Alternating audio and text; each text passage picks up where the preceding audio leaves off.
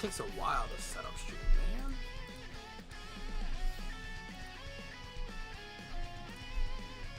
We have 10 minutes. We can do a couple,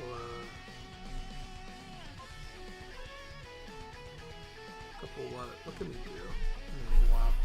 I don't know. Give me 2 seconds.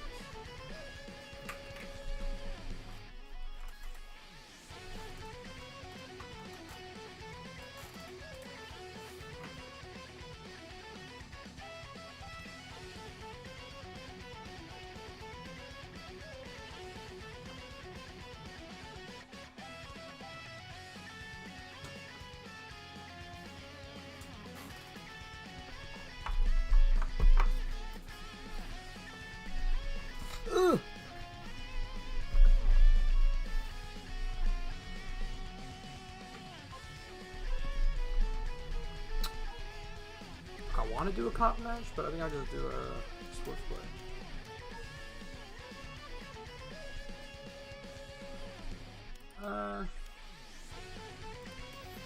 Yeah.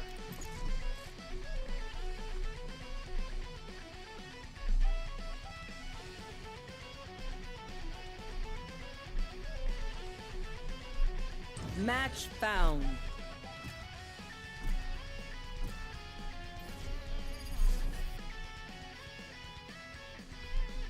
Lotus. Sheesh. Oh shit.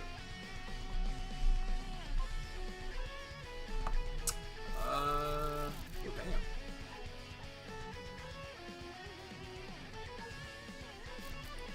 I'll fight anybody. I'll fight everybody.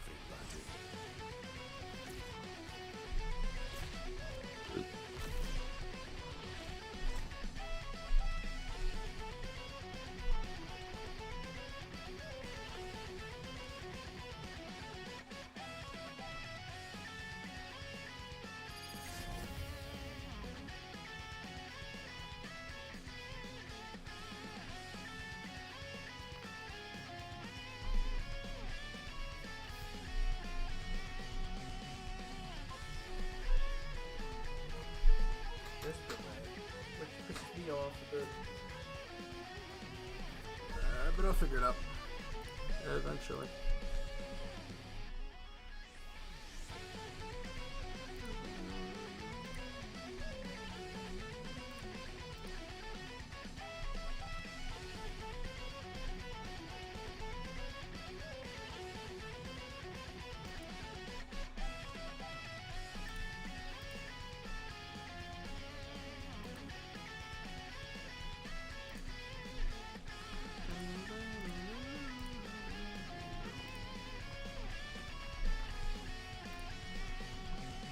You have 7 minutes.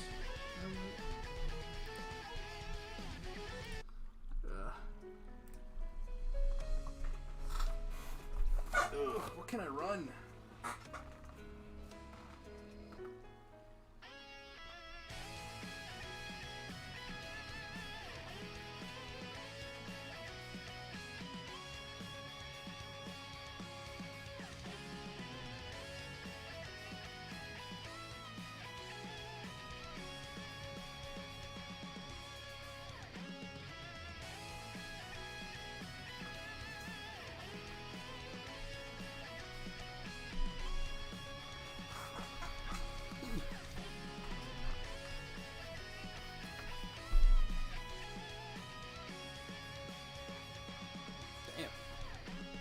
Taking a little while, man.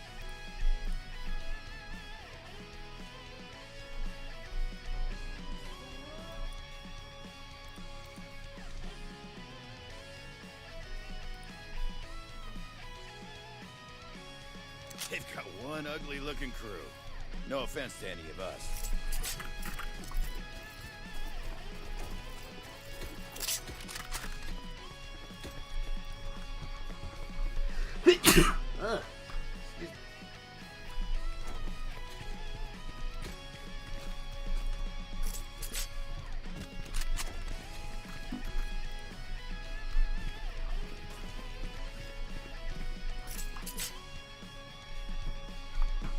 What are you looking at? What the hell are you looking at?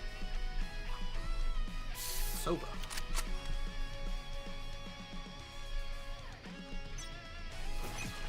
Cutting through.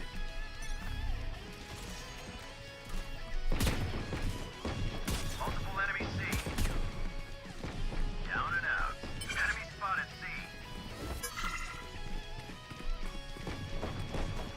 Enemy spotted C. Enemy. Shadows traveling. What? Why'd you go after me? Cover going out.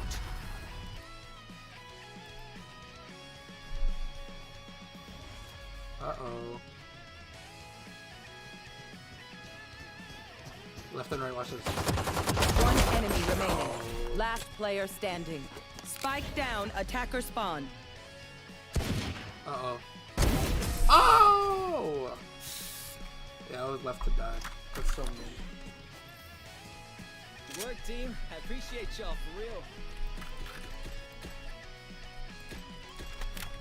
Oh my god, it's so beautiful. Sounds like a normal Spectre, 'cause I don't have a... what's it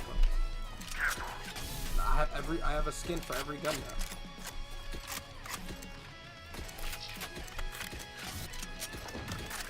Well, I made these mine. West, keep your guard up.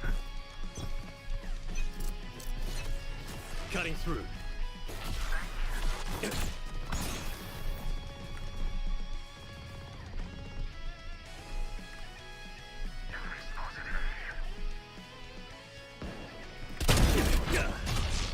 Go beans. Enemy A.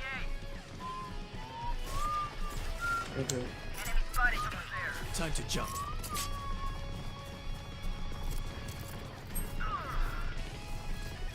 Enemy spotted Okay. A. That was a nice flash, to be honest. I kind of rocked it. Reloading. Decoy. Reloading.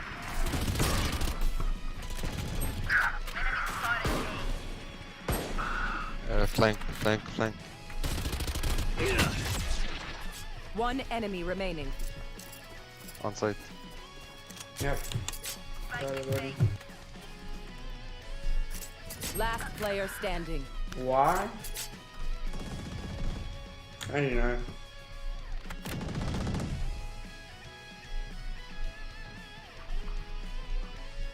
Thirty seconds left. I don't know, it's confusing when I can't hear the game at all.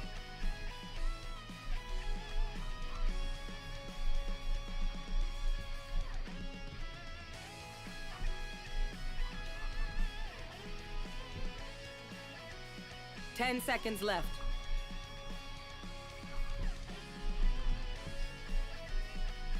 Spike let's see. planted. Yeah, see.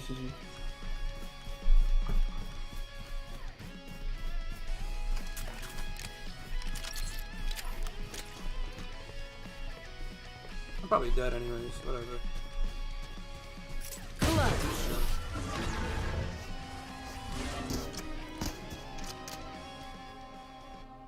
Brimstone, if you must leave, then leave quick.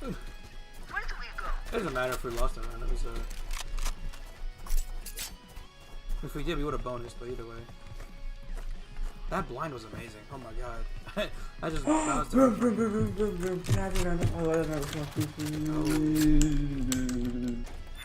you gonna buy a shield?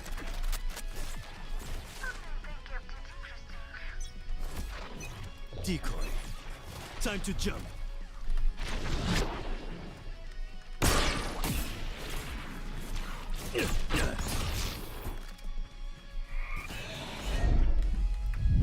She starts the fucking Odin? Oh, she switched. Open up the sky. Yeah, guys, they're C. They're C, guys. Oh. My ult's ready. Okay. Yeah, but Spike's not here. That's the problem. Spike said C. So you're gonna have to go to C. Oh, he peeked silver. It's okay. It's okay, man.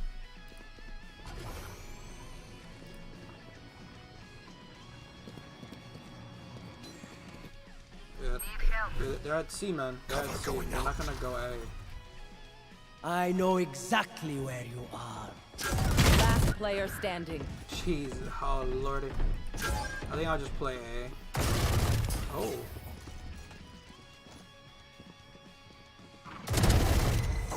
Nice one. My ultimate is ready. Watch them run. Where is he? Is he at A? That's not bad. Cover going out. 30 seconds left. I guess you could predict that.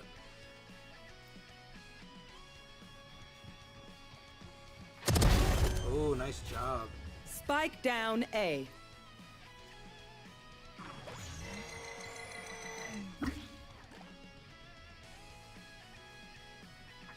Ten seconds left.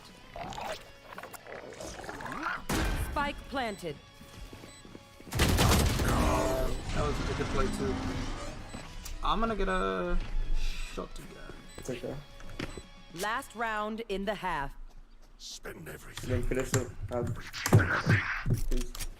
How am I here? Who the hell's having a beatbox party? Stiff dragon. Stiffy dragon.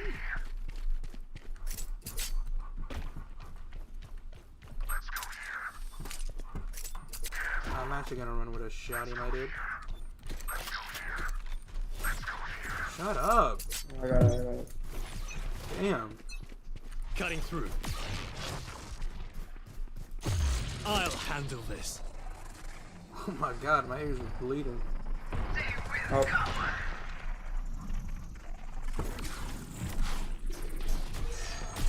I'm back. Oh my god, the guardian. Spike down B. Time to jump. Shadows traveling. Fully smoked. The hunt begins. 52. Out of charges. That's easier. No, under. No, I'm dead. No. That was it. Last player standing.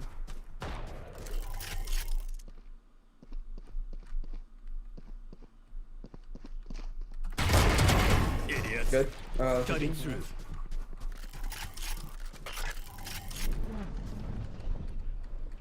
Binder on there. Big Like 30 binder from here. One enemy remaining. That's my ammo. 30 seconds left.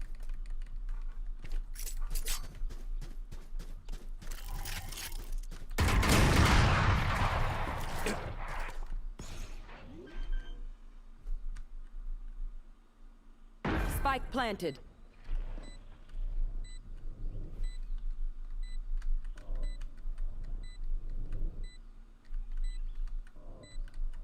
Oh, nice. Get out. Yeah. Time to jump. Yeah, I'm not gonna lose anybody. Oh. Oh yeah, that's right. No. Jesus Christ. Clutch. Grab the up. No, there's no point in grabbing So the I up. saved a day. Don't make a big deal about it. Switching sides. Oh shit! I forgot. Yeah, we don't need it anyways. I want their life, not yours. I don't want to share this thing. Matter of fact, I'm just gonna fawn. Oh no. Oh yeah, I do. I have the singularity, but I put this one on because it's just so beautiful. Shit. Gaming and EDG really came out of Oh, this shit, one. they're We playing thought already. that it was going to be, for lack of a better term, a wet fart with the way things had started. And then after that, it just became an absolute banger. Play after Out of play. charges. It was, yeah, and stylistically, I think you look at a team like No EDG, prison. and that is actually a team that Liquid traditionally would struggle with, but I think Liquid actually came in with form that matched their grand finals appearances in actually the last three Reloading. matchups. Again, I don't want to say this is obviously top heavy in terms of can-can. Time to jump. You know, some of the Launching other smoke. players now are after the rest rounds.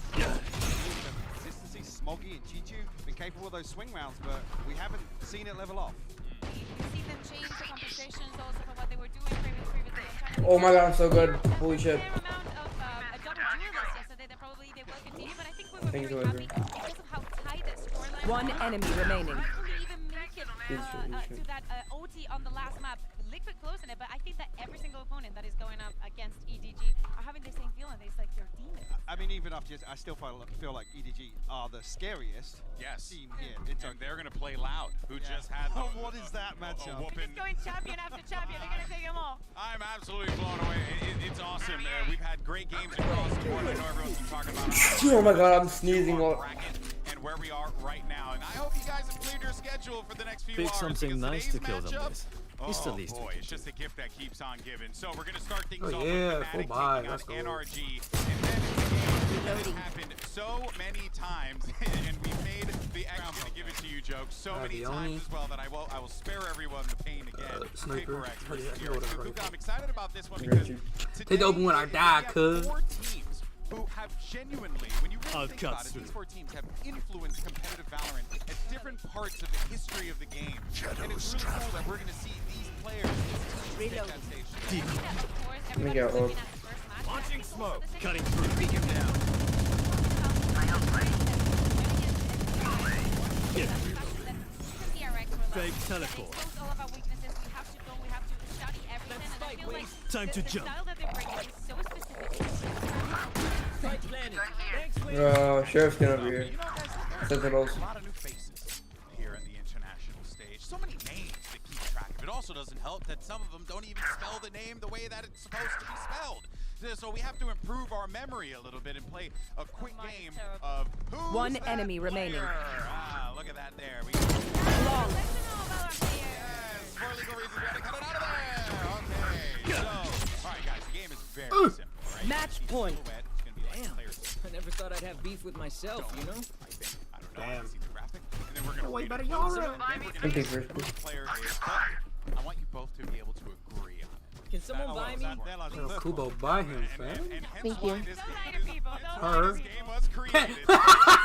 Oh damn, my fault, gangster. I don't know you was 0-4, gangster. At Masters Tokyo, who's that player? So he's still here. I mean, Because can either this be. is complicated. We have to think about Navi, but they're not inside. here. Lord. Enemy spotted. Cutting through. Oh my god, something good. Who do you think it is? Yeah. Third oldest player here. One enemy remaining. Okay. I'm gonna be honest. I have. See this real quick. See it now. Oh, Jake. Yes. Flawless. Good job, everyone. Thank you. Attackers win. If I'm right, I'm a gosh darn Is genius. that the new cut? It You're is. cheating. I believe that he's cheating on every single game. I believe that he's right in this Yeah, I game. swear I am not cheating. This is Every script, by the single way. game, That you way win too- way everything too quickly, right. Everyone thinks I'm a cheater. I'm just really good at pointless games. I just wish I was as good at Valorant. In any case, let's see who's the next player now. He's the only player at Masters Tokyo with over 200 kills. Kankan. Kankan, let's go ahead and see who it is. And we got a We forward were the too graphic. fast. We I know, agreed right? too fast. Yeah, I mean, that one was a sit. Love Our it. graphics team in the backside, can they just like... 229.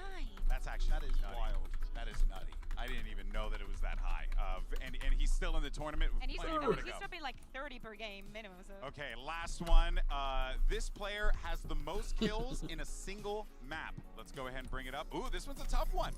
I can't. In a single map here or at, Oh, at okay, a at VCT Masters event. Yeah, we need the full context. Okay, so Most sorry. kills in I a blame single Kurt. map He didn't in put it in the script. He's Is it probably like, Victor? what the hell, Is GB? it Victor? Is it?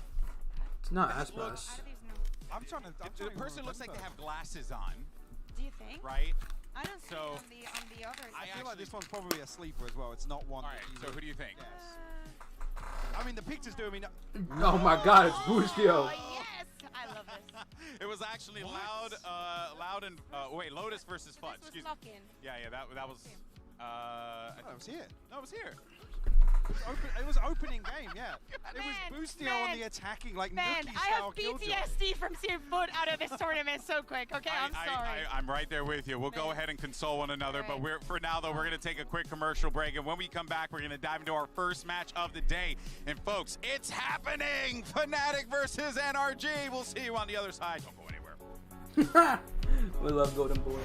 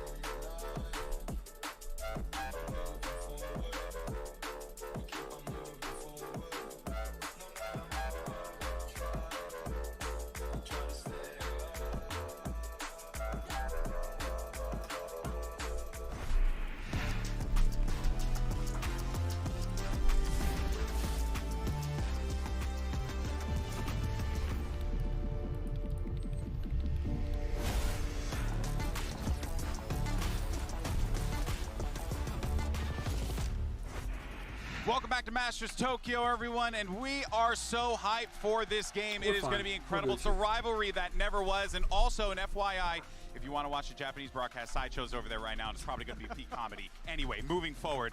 Public apology. Yes. Right now.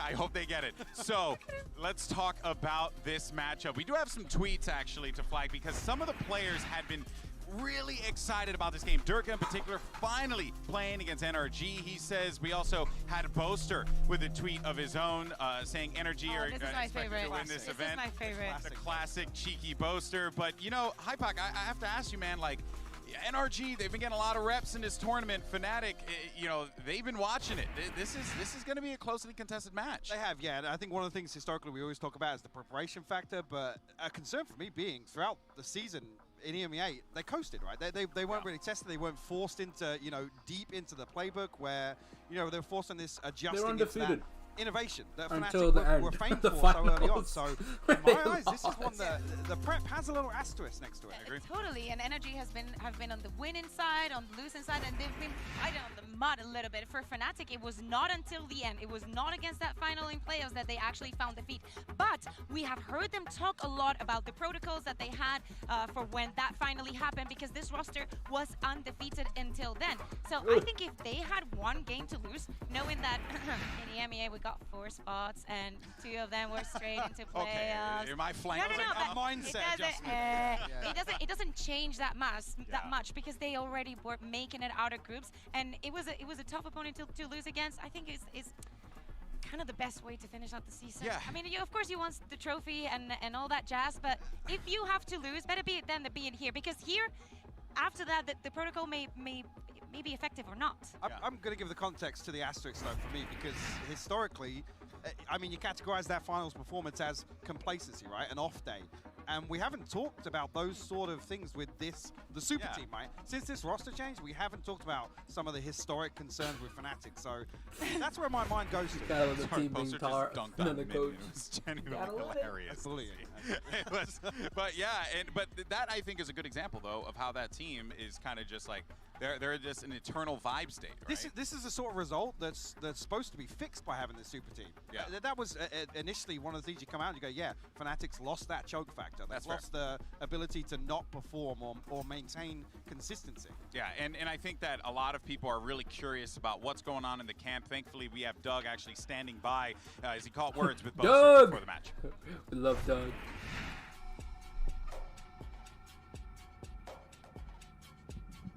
Boaster, I'm sorry to stop the driving. Please, you didn't have your brake lights on, man. You got to be careful. Listen, you're going up against the brightest minds in the game, or some of the brightest. My foot. What did preparation look like for you heading up to this match? Just the same as always, you know. We're just no pressure, work hard, and hopefully we'll get the win. Yeah, nothing special. Best of luck to you today, man.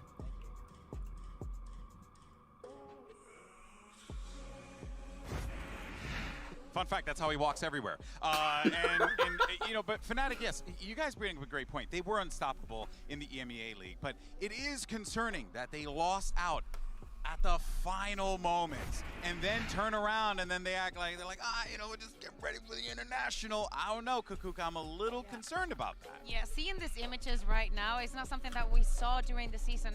We've talked about this also in the desk during this days, and it's that every team has a moment where they peak during the season, and it's actually after you peak how much you manage to maintain the going down before it's too late and you just sink.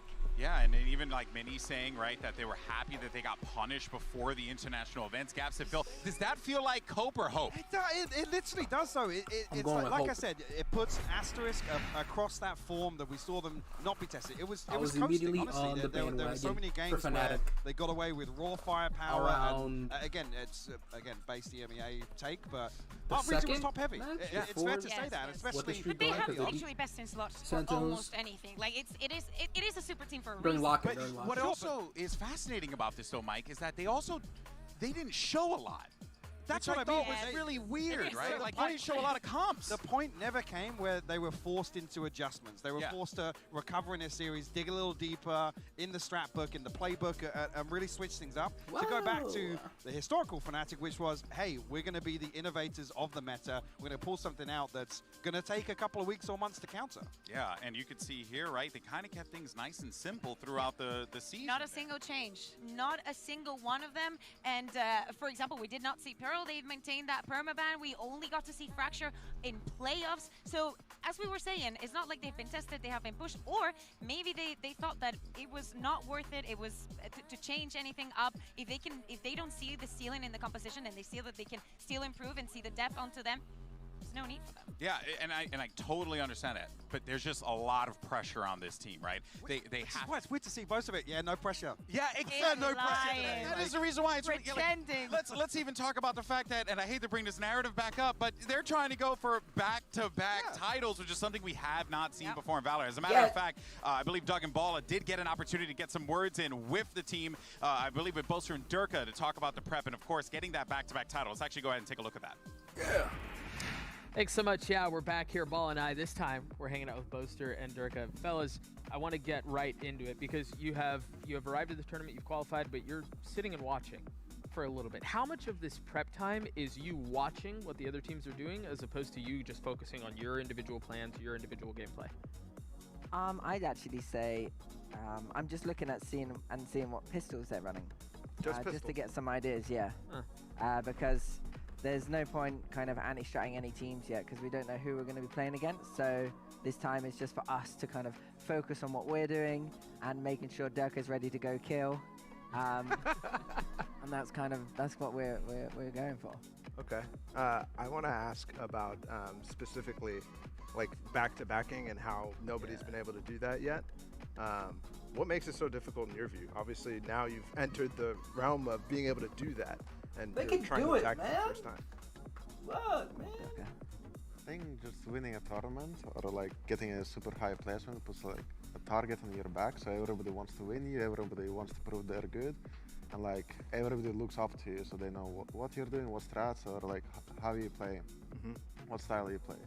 So it's like everyone wants to beat you, and you have to come up with new stuff and also like prep and not do the same mistakes as you did before, which is like hard, especially when you're winning. Like we had a long streak and it's like I don't feel like we knew our mistakes as much because we were winning the rounds we shouldn't win, so sometimes like we didn't actually look at the mistakes. Do you feel additional pressure to be the first to pull off a back-to-back international win, or even thinking about that right now? You, Durka? No, I mean, it's just like, I think we want it, but it's not like, I don't know how to say it. Like, we want to win this event, like we wanted to win lock-in. I don't feel like it's special, like, oh, we need back-to-back. I don't think anyone in our team, like, thinks about that. We just want to win events. I think about it. But did you not care about going undefeated in the MEA season, though? Huh? Oh! I mean, yeah, I wanted that because it will be like 3 in a row, because last year 2 times in EMEA season we went undefeated in regular season, so I just wanted that. But like individual little things. Yeah, individual little things, because I don't think anyone in EMEA will go 3 times in a row, like 0 losses in probably not EMEA seasons. So I was like, let's just continue that for a little bit and then I won't care about it anymore. And this time it's just like, I want to win an event. It's not like super. I know it will be special for me to win like back-to-back, but I don't put it into my head like, oh, I need to. I just need to win an events. Like, I personally wanted us to lose. So in the grand finals, I decided not to do very good calling, just so we can get experience of a loss. Because I'd hate to come into. To be fair, I didn't want to come into this tournament without having lost. Yeah. Because I wanted the boys to have a reality slap in the face. Cool. And it just so happened to be in the grand finals, which is rough. But it won't feel as rough as losing at Tokyo. You know, like we want to win this event, and there's no pressure. But the only pressure I feel is I want to make sure that we're going to be at our peak level again. You know, make sure we're prepped, make sure we're ready, and we know what we're doing. Like, I trust in the boys and their individual skill and their individual kind of like abilities, but like individuals don't win a game. It's like great teamwork as well as that, you know. And we ticked one really nicely, but we're constantly working on the other one. Last question I have for you, and then we'll let you guys go. I need to know about the socks. My man, what is going on with the socks? Yeah, those are there's a lot happening there. Yeah, my mum bought me them, so I have to wear them. What's on them? Right now we've got pizzas, a pizza cutter, and a pizza box. And I don't really like pizza. I don't really eat it. Like, I can eat it, but I'm not the biggest fan of it. I always feel kind of sick after it. So, yeah, they're actually... I've got various versions. I've actually worn the other versions on previous days. So some of them have tacos on them. Some of them, I think, had like sushi and fish on them. So there we go. Fellas, thank you so much for joining us. We're going to go get food. We'll throw it back to the desk to get back into the action. I feel like we learn more about his socks than what their mentality is going into the game. Yeah. No, I'm kidding. honestly more interested in the socks. But, you know, it's very it's very interesting, though, because Durka, you know, the soft-spoken juggernaut of the server. I mean, Kukuka, this guy, a lot of people feel like he is, you know, one of the best, if not the best player in the world. And for good reason, because the man constantly performs. But it's very interesting to hear the expectations that they set for themselves. Yeah, exactly. And also coming off of after that loss, Boaster was saying it, right? Like, we need to make sure that Durka is ready to go kill, that he's feeling himself, that he can put this performance, not put it, but actually keep it up tournament after tournament, season after season. It's strange, though, to me, to characterize, like, they need a reality check to get Durka back in that form. Again, you talked about obviously Fnatic having the best in role for like across the whole team here. Bro, Durka wears that hat when he plays, but when I do it, it's how weird. Bad an off day to take for all 5 Do I players need to go who are bald? considered best in role. For them to lose like that. Exactly, and I mean... This graphic, the damage per I mean, round, that is wild. the first blood success, 61%. Yeah, I don't think he's been in that many because one thing that we love about Fnatic is how methodical they are, how good they are in fundamentals, and you were very unlikely to see Durka overheating.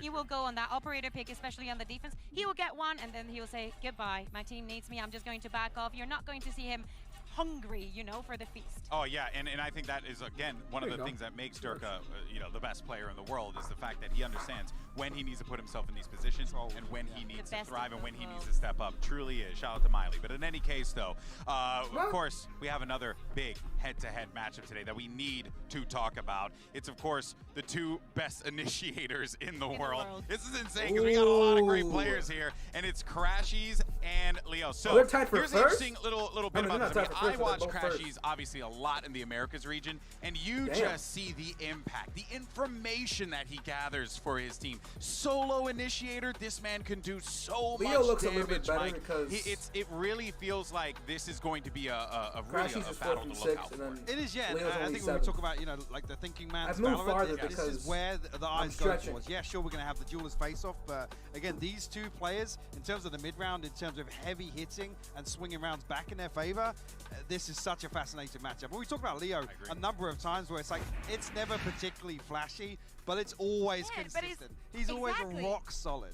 So many times in the season, we were like, is he ever going to die first? Is he ever? He doesn't even attempt to get the first kill. He's just like, literally, you go to his side, he will back off, being like, okay, let me grab my utility. He just understands his role. Exactly, right? but that's what makes it so special. For such a long time, we feel like Leo was a little bit misused, and we were saying, such a good player, such a good player. And now that he's in Fnatic, I feel like he's thriving, like he's shining. Yeah, and they are going to need that diamond to shine bright today because NRG is going to be coming at them with a lot of force. That brings us over to the uncrowned kings of North America, the Americas region. Now, you know, I think they decided to skip that whole we're going to start slow narrative, which is very nice. I'm glad that this is not the case, but it also puts, I think, a little bit of added pressure, Mike, on this, this is a NRG team because typically they're always with the backs against the wall. Now they're kind of in a situation where they're going against Fnatic with I didn't watch that I match. mean, I'll counter you slightly there. Starting slow, 2-1 results here. And that's fair. You know what? Good match. No, Sam had an ace against Loud, and it was sick as hell. That's got to be a concern. This was back and then then. coming in versus T1, where you'd say pound for pound, NRG should have absolutely demolished T1. And yes, we've seen flourishes of success here, but I would actually say that it hasn't been a convincing start here from NRG in Tokyo. But I think that we can cut them some slack because coming into this tournament, like this has been so special just because we come off the regional leagues and the system that has been created where you're literally living through it 3 months. You get very used to what you see in your region. So you going up against and seeing a little bit of the world, and actually, for example, in EMEA, we do not see Viper Harvard that much.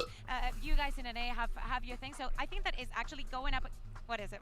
No, I was gonna come back to GB hit. You're talking about slow starts versus the regional season, and I guess then it is polarizing. It's completely different in terms of how much they struggled early on. Yeah, it really is, because they struggled in the beginning, and this is a team that really is trying to lift a trophy again, right? Like, they're trying to get back to those points, and it has been a long time. I mean, I think we have footage of them, and they're wearing a whole different jersey. So, you know, it's been a minute, too. And see those guys on the left? I missed that line. Yeah, they're a different team, but they were a goated team. That we see some El Diablo for NRG. I'm hopeful, I guess, that we're going to get a team that's going to kind of come out of this one fast, aggressive, with force. Because this is a team that really, you know, they don't have like like top flight players. Like, everyone's a top flight player on that team. Does that make sense? Yeah, it does make sense. But I do think that they need those matches to get close. They need to be pushed and actually overcome that, because that builds the confidence and the resilience that you need to go against any kind of opponent. Fnatic is a perfect example of that. Yeah, I actually couldn't agree more. Thankfully, we did manage to get some words with Finesse. Doug is standing by. What you got? Damn, looks like they talk. I could have played another I could have played another Swift play.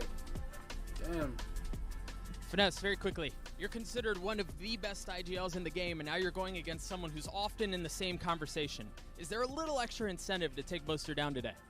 Not really. We're just gonna play our game. This is like any other game, so yeah. Best of luck to you, man. Few words. Really, I can imagine. Why does it feel like the rest of the world is way more excited for this matchup to happen? They're like, oh no. You see, they are very excited. They just can't let it. I was in makeup because it takes a lot of work for this, and some of the NRG players came in, and I saw Victor, I saw Crash, and I was like, hey boys, how you feeling? You excited? And then Victor looks at me and goes, just another game. I'm like, sure, buddy, sure. But you know what? That actually takes us over to one of the greatest flex players in the world, a man who can literally fill any single role that you would possibly want. That, of course, is Victor. Even Chet has expressed how he feels about him and how flexible he is. And Hypoc, I think it's important to note here that having a player like Victor on your team can really give you those options, especially with a fast-changing meta of Valorant. Yeah, absolutely. I think the way in which you think back to kind of like early Optic and their adoption of how to approach Fracture, and that run of obviously capitalizing very early on a meta that a few other teams were lagging behind on, and the success they found, and actually the continued innovation in that. They didn't just pull it out once it worked, they continued to develop that. And I think that was all shaped around really putting Victor in a role to really succeed here. Yeah, and he's able to do all of that and then some more. We also see the synergy that is not damaged at all when we see it on the server. It doesn't matter what agent he's playing it. He does know everything to a team. Well, let's dive in real quick before we go over to the coaches for map select. I'm very curious, Kukuka, because it feels like that is where the game is going to be heavily decided. Yes. We know that NRG, you know, they had their preferences during playoffs. Then here, they've had their preferences as well. For Fnatic, I think that is pretty simple. They will go for that Pearl ban unless, you know, they thought something and they decided to go for it without any kind of prep. But something that we know that Fnatic has been repeating time and time again in our region is that now that when they have the higher seed, when they get to choose either their team A or B, they always go for team A because they know what they're going to ban. They do not care what the other team bans, even if they ban the Pearl, and they prioritize a lot that side choosing on the third map.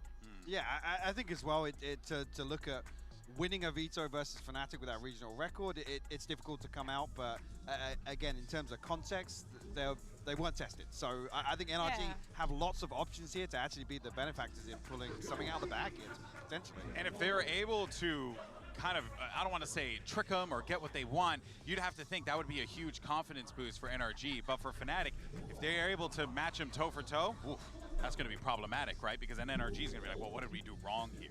you know, which is of course always an option. Now, guys, I know that, you know, we're going to be starting this one up in a minute here. We're going to have the coaches standing by for the map picks and bans, and I think it's safe to say that this is going to be one of the most exciting days here at Masters Tokyo. We have some of the greatest teams that are about to take the stage, of course, as we look to see Fnatic taking on NRG, PRX versus DRX. Folks, day 6 of Valorant Masters Tokyo starts right now.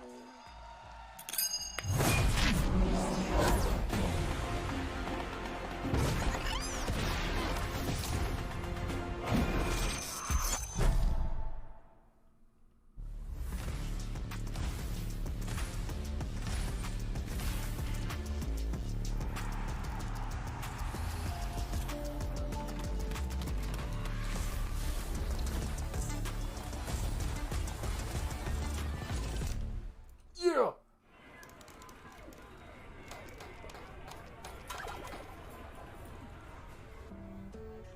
처음에 스택스는 그냥 바보였고 Damn. 톡식 가이에 그리고 이제 팀을 이제 망쳐버린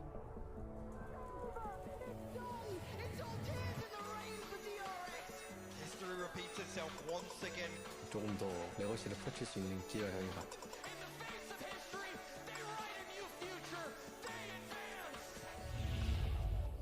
그런 거 보면서 지금은 좀 더 성장을 많이 하는 스택스인 것 같아요.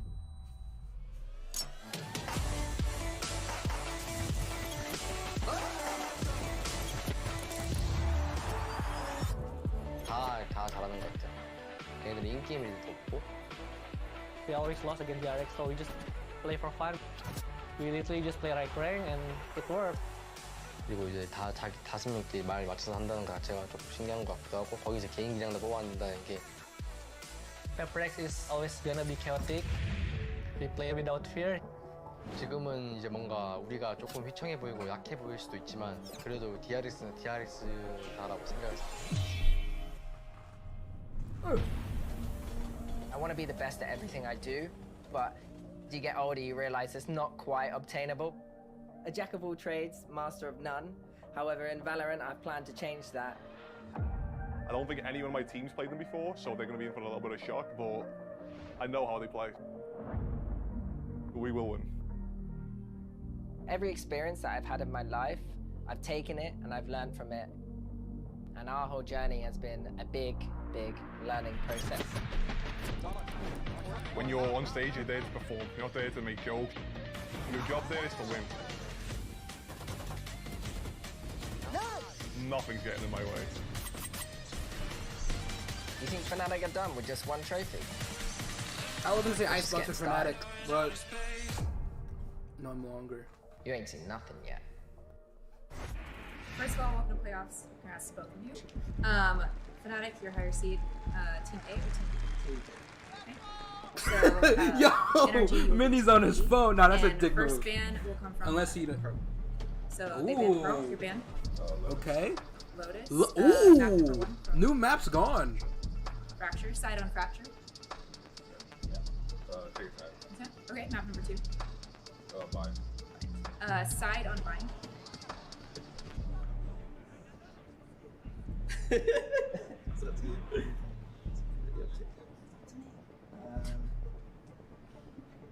It's kind of unprofessional, but like. Let's go attack. Attack, okay. So we'll start with the next set of bans, starting with Fnatic. You have Ascent, Haven, and Split. Yeah. Ban Haven. You're banned, you have Ascent. Ooh. Ascent, okay. All right, so we're so map ending number 2 on Split, fucking and then side on Split, dude. They didn't look. Okay, I'm gonna run through this, make sure we are all good to go. So first set of bans, we have Fnatic with Pearl, NRG with Lotus. Map number 1 is Fracture with NRG on attack. Map number 2 is Bind with Fnatic on attack. Next set of bans were Haven and Ascent. Map number 3 will be Split with Fnatic on defense. Cool. All good? All right, good luck. Good luck. Minnie looked like a little asshole with his goddamn phone. I don't know what he was doing. He's probably like making late plans or something like that, but you know. Oh, did my sound turn off?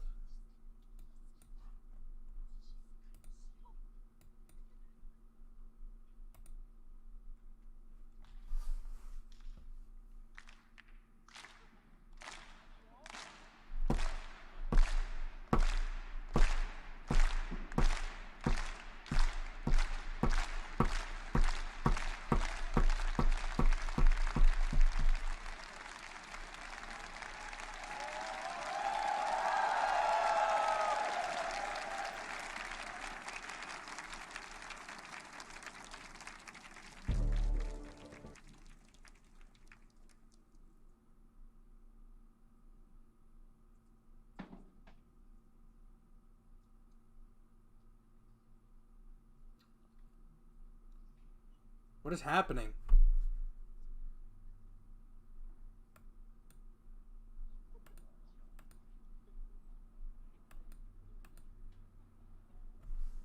Am I losing my hearing? I think I've lost my hearing.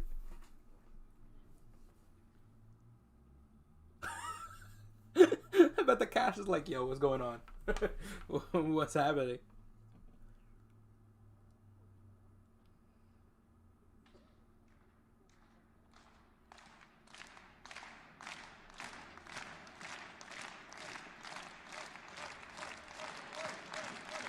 Hey, hey, hey, hey, hey, hey, hey. We did it. We did it. We did it. We're out of here, baby. Let's do it. As we got these two teams making the stage. Apologies for that, but you know what? The crowd in Tokyo is bringing the energy, and that is all that matters. As Fnatic makes their way to the stage, NRG makes their way to the stage. It's the unstoppable force versus the immovable object. Two teams who have never had their paths crossed before, but they find themselves at a crossroads here in Tokyo as they get ready for what can only be considered one of the greatest matches that we're going to be served. It's NRG, it's Fnatic, it's time. And not only that, we are seeing that these two teams specifically have not faced against each other, but we know that Artis is on NRG. We know that the story is definitely there. Also, Chronicle, when he was in Gambit, that win that they got at Masters Berlin was that 3-0 against Envy, right? So there's history there. I feel like Leo, when he was on Gil, they also played up in Copenhagen, if I'm not mistaken. Yeah, Copenhagen, where they Optic lost, right? Yeah. Actually, I mean, if I'm correct, you know, it's funny because my brain doesn't work right now given the situation. That being said, though, I do want to be upfront and say one thing that Optic team didn't have before, but they do now, is Artis. Because Artis knows this Fnatic team. He has squared up against them so many times in the past, a part of FPX. He knows what they bring to the table. And playing under NRG in the form of Angel, that obviously had that rivalry with Boaster regionally. So that's a key matchup that I've definitely got my eye on here. Whether or not Artis is going to be the one to step up to play. Obviously, we know Artis has a little more flexibility in terms of agent pool here, but definitely a head-to-head that well, I mean, probably has some... I feel like Artis has been through a lot. Yeah, my boy's some emotion behind it. Do you remember when he was in G2? Like, we've been here for a very, very long time. He's been under a lot of big minds. He's been, you know, fitting in every roster differently. I feel like this is the best interaction that we're going to get of him. So let's see if this is the Artist that can take up Fnatic. I'm actually curious about that, genuinely. Like, is this the best version of Artist? But here's the agent select, and out of the gate already, we're going to get a few changes here for NRG. Yeah, we are. It looks like, I mean, initially here, obviously adopting the Sober, much we've seen EG pick this up and make it look really, really good. This time around, obviously, going for the Breach alongside the Rage in this composition. Oh shit, they've only played one time. And they lost against, I think it was Loud? And take advantage of some of those free picks, utility alone. I'm really got my eyes set on that fade and crashes on how that initiator battle is going to play. Yeah, of course. Also, because this is a map that Fnatic did not play at all during the regular season. We only got to see it in playoffs. So the fact that they have selected this map, knowing that also for NRG wasn't the strongest, now that the compositions have swapped, I think that we're in for bang. We have a colossal matchup today, and we needed two colossal casters. It's the one and only Doug and Bala. Yeah! Have fun. Fucking go. We love Doug and Bala here. You go to boy every intention of doing so because Bala, we're going to witness the greatest story that's never been told. Such prolific histories between these two squads to have never met and to finally clash on this stage before us is poetic. Des did such a good job highlighting the different factions within these teams who have actually played against each other. Artis going up against his former EMEA rivals. We have Chronicle as well, who has actually taken down the other side, at least the core of the NRG team, for a title. And these two teams, other than that, have never faced off against each other. So What a banger it's going to be for opening playoff matches for these two teams. And the possibility of them I would love maybe to be a meeting caster. later in the future, but this is going to be such a good litmus test. For both of these squads, we've talked about how Fnatic are coming into this, having lost in the grand finals. How do you get that past you? What sort of adjustments do you make? And how much do you mature off of a loss? Right? They talked about it on their side, and for NRG, they lost in the grand finals too, right? They look good, but human against Loud. This is second seed versus second seed, and you might not expect that for Fnatic being the super team that it is. Ooh. But on the other side too, you're thinking Fnatic is the one who's coming in to prove that they have new stuff that they've prepped before this event, changed up the meta a little bit. But it's actually NRG who's adopting this Sova composition on Fracture. They love stealing stuff. I'm going for Fnatic. And here we go with the And I'm going for Sova. DRX. So Very unconventional pick to start things off. And this is Fnatic, who have only played this map once in the regular season. They looked great at lock-in on it. And it's the same comp. what is this? Molly! Ooh! It's interesting approach already. Sam is the one playing by himself on the southern Oh. side. But here's where the action starts. Nice Hardest trade. to get the first Oh! kill. He didn't notice Follow up, crashies. That does leave. Oh, he's getting Boom! forward. That's a free kill. Oh my god. I thought he was going to let him go all the way. But look at Victor, all the way up too. Position was never shown, and they're a bit split here because the spike is going to the opposite side of the map. You've got most of them going to swing around. He finds the first at the spike. He's Oh, it's peppered, okay. a It's little okay, trouble boss. as He's It's okay. overwhelmed, swarmed by some. 2v3. Wait, it's one on Crossfire site right and there. one on site. Chaos. Oh, 1 and 2 on In site. the middle of this A site. Vic is still on B. Yeah. And remember, he broke that turret, so Alfir is looking for him, struggling to find him, which means Leo's left in a 1v2 on the other side of the map, but NRG's still not committing. Giving him a little bit of room and a little time to find a bit more damage. Oh my goodness, Victor's really lost about where Alfir could be too. He thinks he's following him up in tower. As is Alfir, lost on where NRG are, really. At least Fnatic is regrouped. NRG's trying to do the same, but they're doing it by clearing more map space, which is a bigger risk, but they're going to have a bigger reward here. This site is going to be free. Take a quick glance at the health bars. Leo's down to 75 HP. Alfir is healthy. Dude, the mind games being played on the opening pistol is insane. We're in for I'm like so lost right now. Here's Oh! the line go off. Leo spotting the first. Finesse gets one and traded back, leaving Alfir alone. 13 HP. In desperate need of a miracle, and he's not going to get one. NRG takes the first. And while that end of the round might look ridiculously complicated, the beginning of it was too. Yep. Right off the bat, you're seeing NRG fake off of an EG strat. They stole this composition from that team, and they're expecting, especially actually we heard from Boaster that he was really watching pistols from other teams while he was waiting to play in playoffs. They fake that they're taking that tower control, but they insert Victor as well.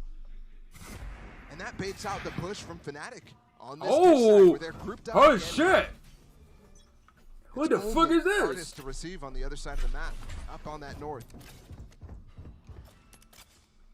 And Fnatic, they're sending all four. That's crazy because he's by himself. Turret's going to spot first. There it is, cleared out. Does Artist dare swing? He does. It's just temporary though. And now he's the one who's surrounded because Alfir's here to greet. Yeah, well that kill might net them the north side and a whole kill. And they rotated. There. But Obviously, they're Artist rotating just had onto a B, ghost. so this is crazy. NRG's still with 'Cause 3 they're on the free Bulldogs up site. the Stinger as well. They're going to have a free A site with the pivot that they've made.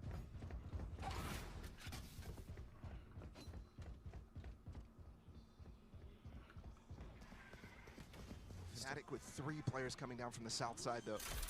I'm looking to see if Psalm, who's up close, can find the information or hear the information about what's coming in spawn. Here's a Bulldog. Victor does too. He's going to be the first to take contact. In the fall line, he drops an nade, tucks away. And you mentioned Sam. Surely he heard that. Knows where Boaster is. That is tough. Jumps out to his death. That is tough. Yeah, big gamble from Boaster there. Couldn't really do 3v4. many things to clear all the angles that They just Psalm need could one be pick, in. to be honest. Oh, okay, never mind. You guys are gonna have to just Now die. the rest of this information is known. Very, very nice anti-eco after what could have been dangerous, but could have NRG to keep Artist alone. With Ooh, nice pick. This Ooh, is not good. nice pick.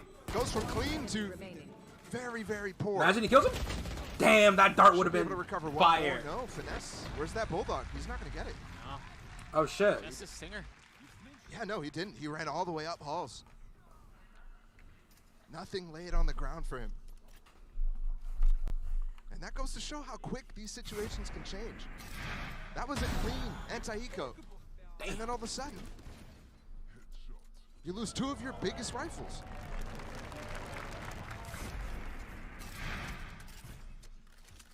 I mean, you see the repercussions of it. The Stinger and the Bulldog still just the sheriff for some. Not quite a canceled bonus, but Oh, that's actually nice. Almost That's there. pretty good tech.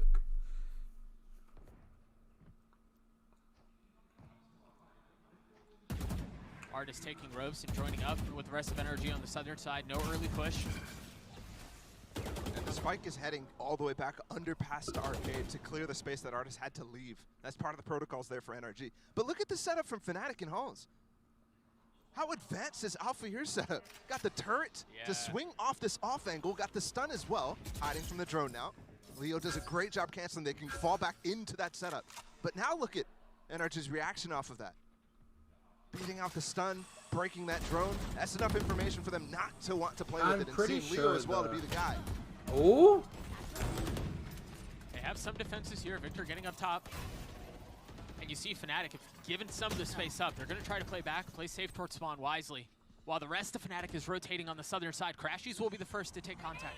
Woo! Oh, that's tough. That was such a good Not nade. enough oomph behind that one. Crashies Nice. on the swing. He's dead. Oh, just has a sheriff timing. here. He has ult though. But the rest of the members are crumbling. They're falling all over the place. This looks like an unwinnable situation for NRG. Nah, Sam got this. Watch. Oh, never mind. And it's just Artis. Oh. Manages to take one with him. Oh. Second follows. 45 HP.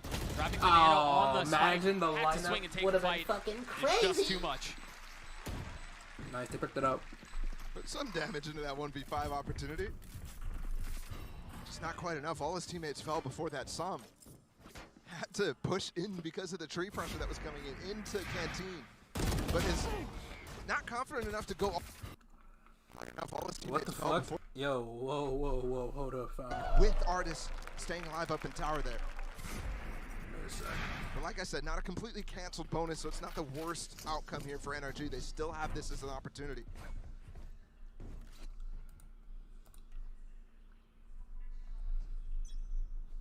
And this right now is a key round. Teams that is so good at farming up these orbs, excited these orbs in general.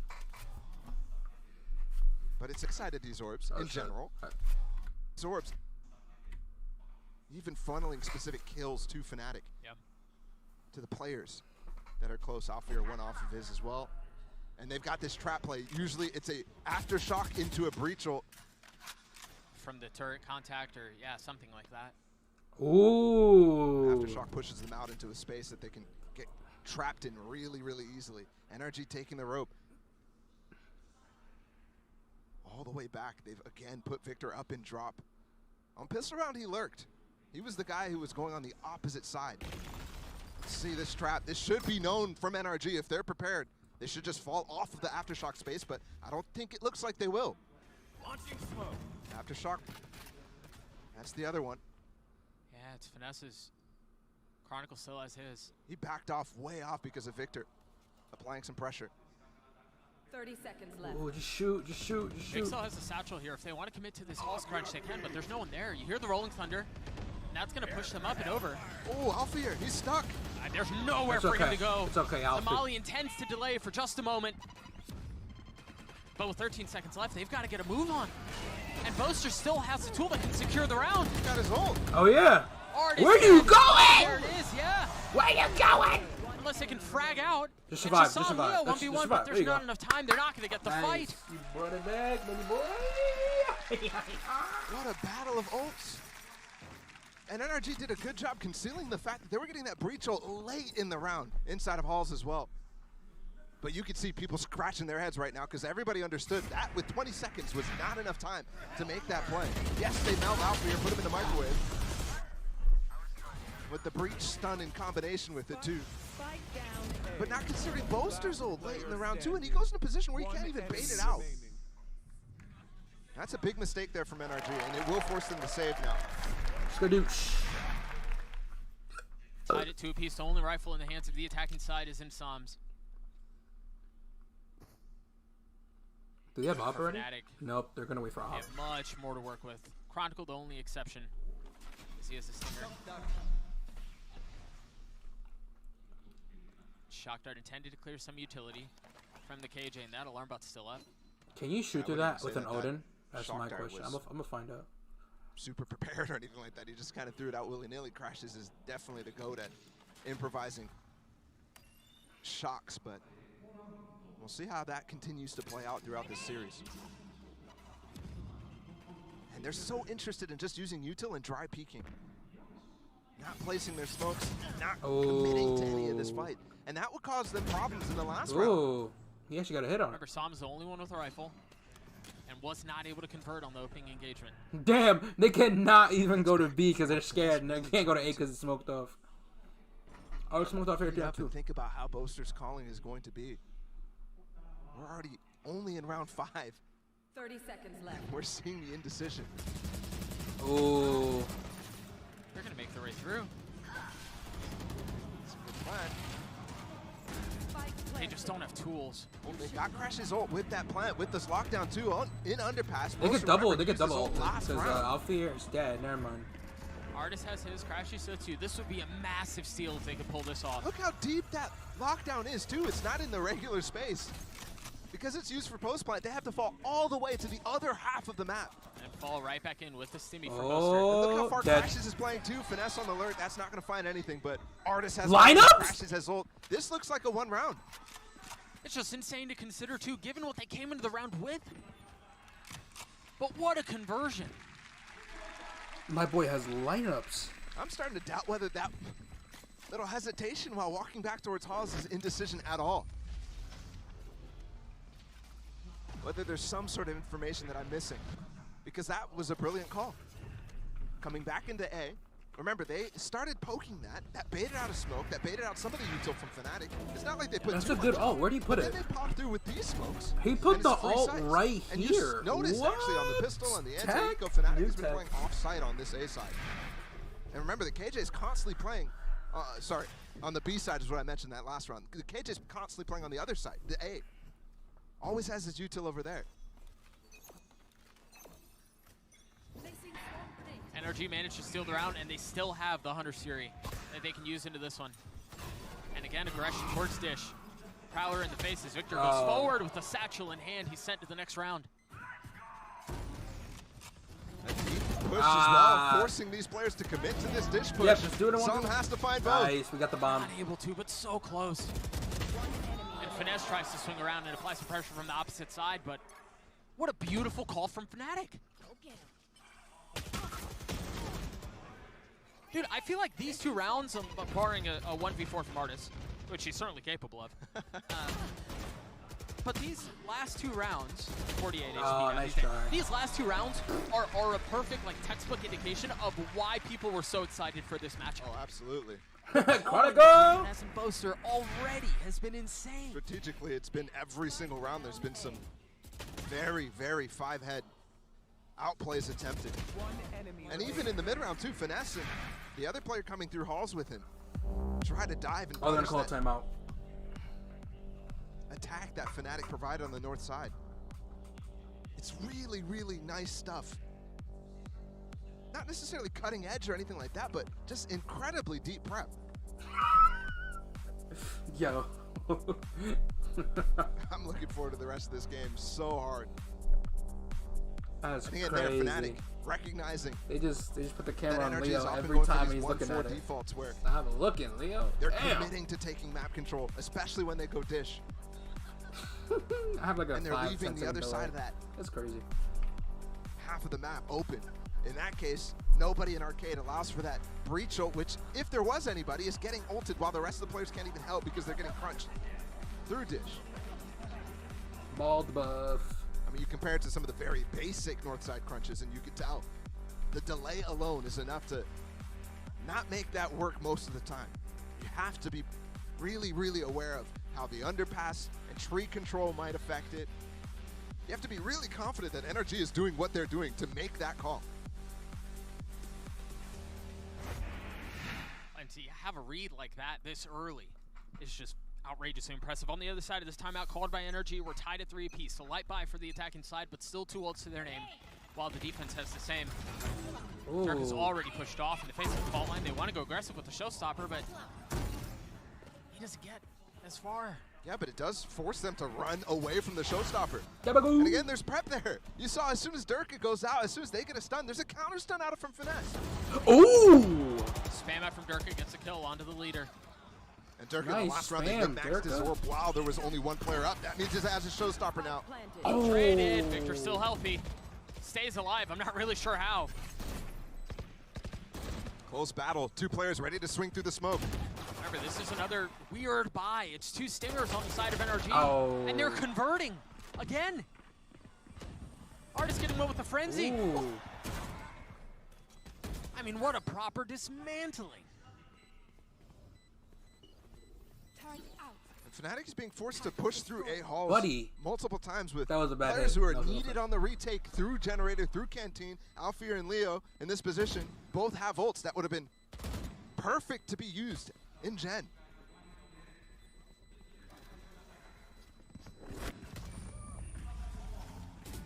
And so I'm surprised out of that timeout. You saw a little bit of aggression attempted. Maybe that's why they continue to have that setup. That was a great shot. Over towards halls. I feel like he could have entered the smoke since it just closed in on him. Then he would have gotten a jump. When he first got the spam kill. But you can see how that was a easy it is lineup. for If them both to are just start spanned properly. This push here. And they're collecting the guns as well. Remember when I mentioned that they could push through that smoke? Those are 2 players with only frenzies. And the seconds. Light by win for NRG now. Right there. Crashes, by the way, in that first one, we thought he was a big key point of why they might win that. But he hasn't used his ult yet. The one real opportunity he had, they secured the round before it was fired off. Artist on the reposition, feeling pressure on the northern side, and it's going to be another hit towards B. This time, Crackle finding gorgeous timing, and Durka does too. Ooh, nice back job. and forth again. There's just no backing down from either of these sides. Over and over, too. This is not heroics from any one player to watch, anything like that. This is pure prep from the coaches, Minnie and Chet, and pure calling out of Boaster and Finesse right now. Oh, nice flick. Every round comes with a definitive edge strat-wise, tactics-wise. I actually thought NRG was going to get the better of them right there because Fnatic was going for an insert of Durka in underpass, and that left him isolated. You saw the initial push came with no fighting. You see Victor deep on site. But they're recovering in time, and Durka as well, able to join Chronicle at the perfect moment. Those 2 guys together. That's why this is a super team. When moments like that, it's only 2 players holding the site. They're holding it with dry util. The site's already lost. Hold up. Hold up. Hold up. Hold up. Durka's the first to go. Ooh. And they're just going to continue to push. I mean, Crash is taken out. He takes him with him, somehow survives. 2v2. Wow. Jiggle peeking while stunned there. Alpha and This Leo. back and forth affair sinks in a 1v2. Crashies in a clutch. We've seen the story before, but this time it's a different ending. Fnatic take the lead. And now it's starting to get brawly. Now it's starting to have the impact of minor calls made out of, you know, Durka, something like that. Chronicle happy to take fights after what was a momentum swinging round for them. And they just duel straight up. Then the util from Chronicle is great.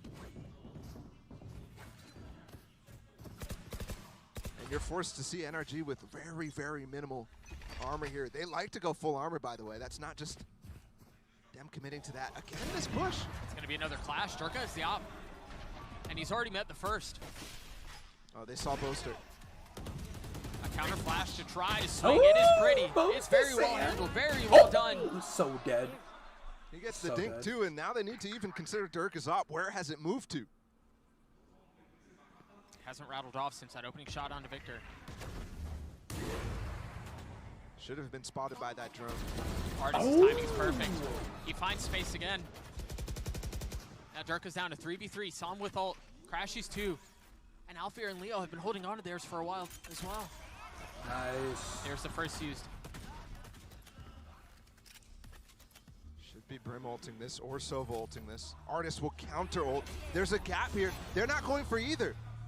They're going to try to allow this to push them all the way back. Remember that second half. We saw this KJ ult before.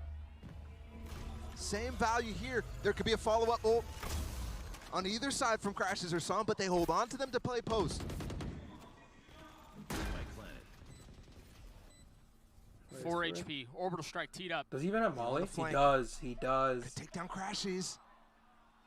No idea. And there goes that, leaving Som alone. And there's way too much to handle there.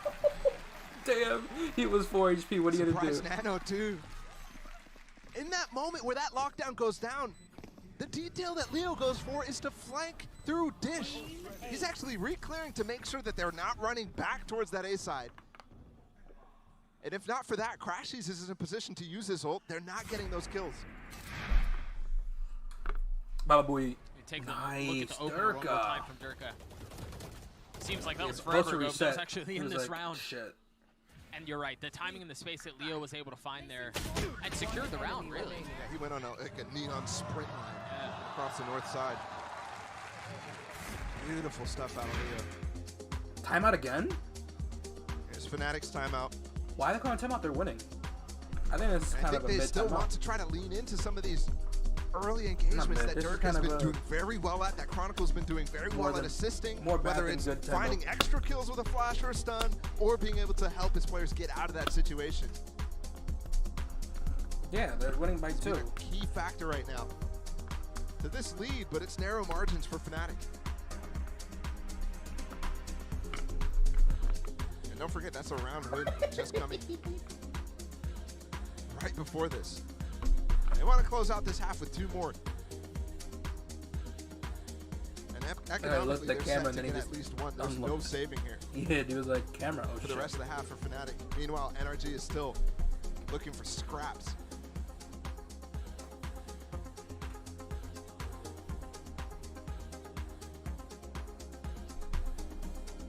Still waiting for this ult from Crashes to come through. We have another one of those combination Brim ult, Breach ults that you saw early in the half be used on that A site to melt Alfear out of existence. And we are going for that Dish control that we saw before that got punished by a north side push out of Fnatic. They really haven't explored A a ton. They've moved this up onto A though. Remember, it was just seen last round, multiple rounds in a row in Arcade. Holding the line. Waiting for the first. Did they hear the door? I think they were right there at the beginning. But if they didn't, they don't know that this is open. They don't know this is an angle. Whoa, whoa. Oh, he's in a lot of trouble. He's going to satchel his way out, but Victor's gone in right behind him. Crashes got 2 with the ult.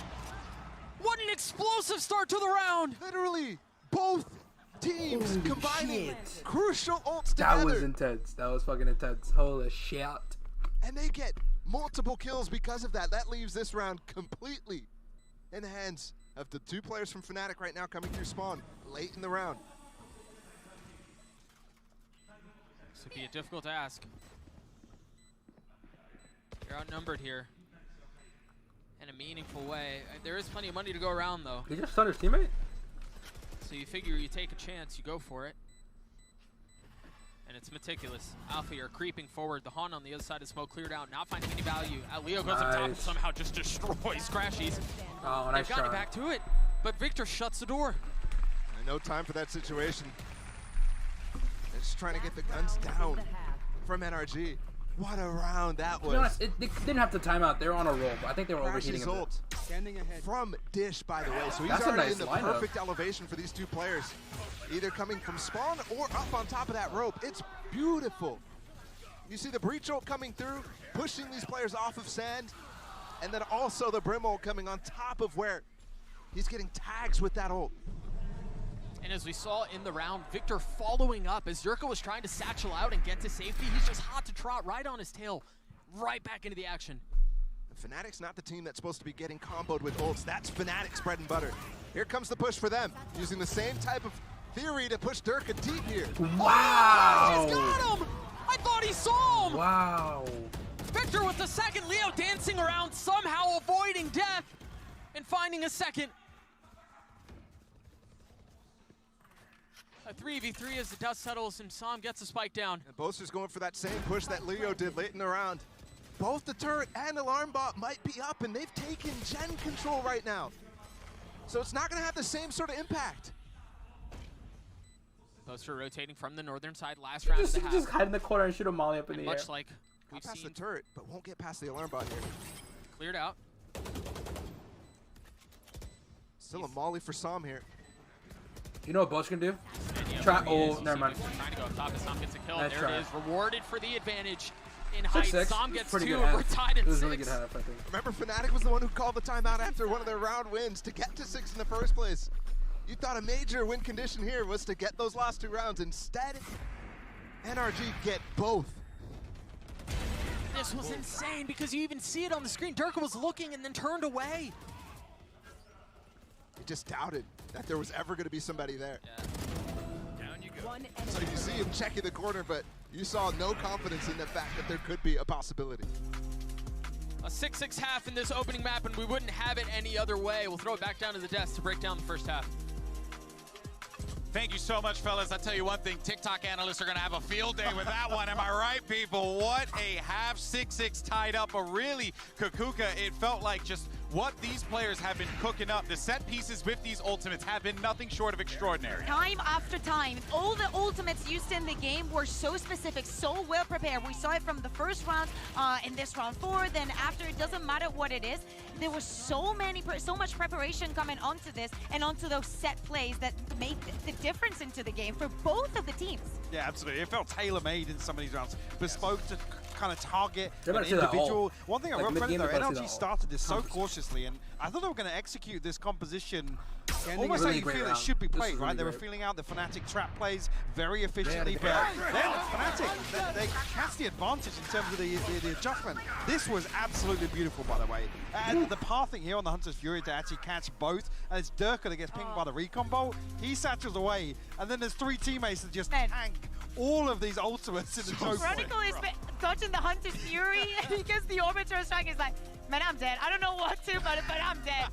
But the adaptation was also coming into play. Like, we saw Fnatic not being aggressive at the beginning, and then until they didn't have that Rolling Thunder, they wanted to take a little bit more space, but also NRG reads onto that, and they're like, okay, let's just run onto them. They're not going to be opposing. 2 rounds after, things change. I think it also has to do with the composition. Well, again, just take this with a pinch of salt, but I think actually coming out here 6-6, NRG were that 1 execute away from an A4 half, so this is a huge win for them. Oh yeah, without a doubt. But this is truly the gift that keeps on giving, and we knew it was going to happen this way as well. We're going to send it back over to Doug and Ball, and I am officially jealous that you get to commentate this game. Amen.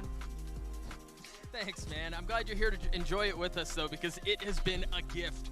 We saw so many minor instances at the very first half that were just fun. Dude, I'm jealous of myself. I feel like I'm in an out-of-body experience right now. Watching these 2 teams. Good breakdowns on the ult usage, and that's going to continue. I mean, they're just swapping halves, but you know that sort of prep is exactly what's coming in the second half too. Ball line there, and look, they're pinching. They're all heading towards the northern side or Fnatic. I mean, Durka's counting his lucky stars that he doesn't get hit by that stun by Finesse. Otherwise, he's dead to that nade for sure. 5 players here from Fnatic. Look at the re-clear going on right now, the dart from Crashies, but this is, while they're going to find nothing in halls, they might find everybody on site behind them. Oh, shit. Utility dumped out onto the site, and the space is filled. NRG happy to give the site up, so they're going to fight for a retake. He doesn't see him. He doesn't see him. First He shot, doesn't see him. smoke is the only thing keeping them apart from each other. Leo's pushed his way into it. He's behind him, and he gets both. Chronicle with the third. Victor Reed, just a shred of health. But can Artist snatch this thing back? It's much more aggressive than you're normally used to with Leo. Oh! Artist! How is he snatched this thing back? It's fallen down to 1. Victor weak! Alphair with the kill. That was fucking and the Red Bull hot clutch as for Fnatic. hell. Artist double kill. This is what it's like to witness these 2 teams play. Yeah, we've gotten all the strats, we've gotten the tactics. That's first half. Now we're in playoff mode. Playmaking mode. From both artists. Bam, bam. And then Alphair as well to bring this back. That's a dink. Full HP on Artist too against the Sheriff from long range. In that instance, Victor being low definitely hurts. Sniper already. Ooh, wee. His chances, Alphair. What a clutch. I don't think this is a good call, Boasty boy.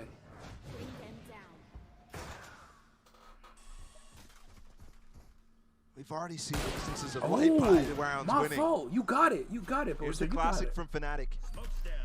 Funneling ult orbs towards key you really players here. go with Boaster this? buys the Marshall specifically to leave a gap in that Gen smoke. That does not. Yep. Wow. Oh, he got the Bulldog. Was able to get it, yeah. Still maintains control of tower. Crashies is weak, hella weak. NRG are slowly but surely on the prowl. Victor's taking the ropes, and Leo's going to be there to receive, and surely he's heard that at this point. Victor with no idea. Oh my God. That's just crazy See wild that? that See Leo's in that 2 position East. still. Oh So my unexpected. God. Leaving Finesse Boaster all on his boy. own. Just popping bullets in people's Boaster cheeks. should be hunting now. Already gotten 2 kills in this round, 2 off his ult. Chronicle planted. Maybe because they made this slightly uncomfortable Fnatic. You don't go for the full farm.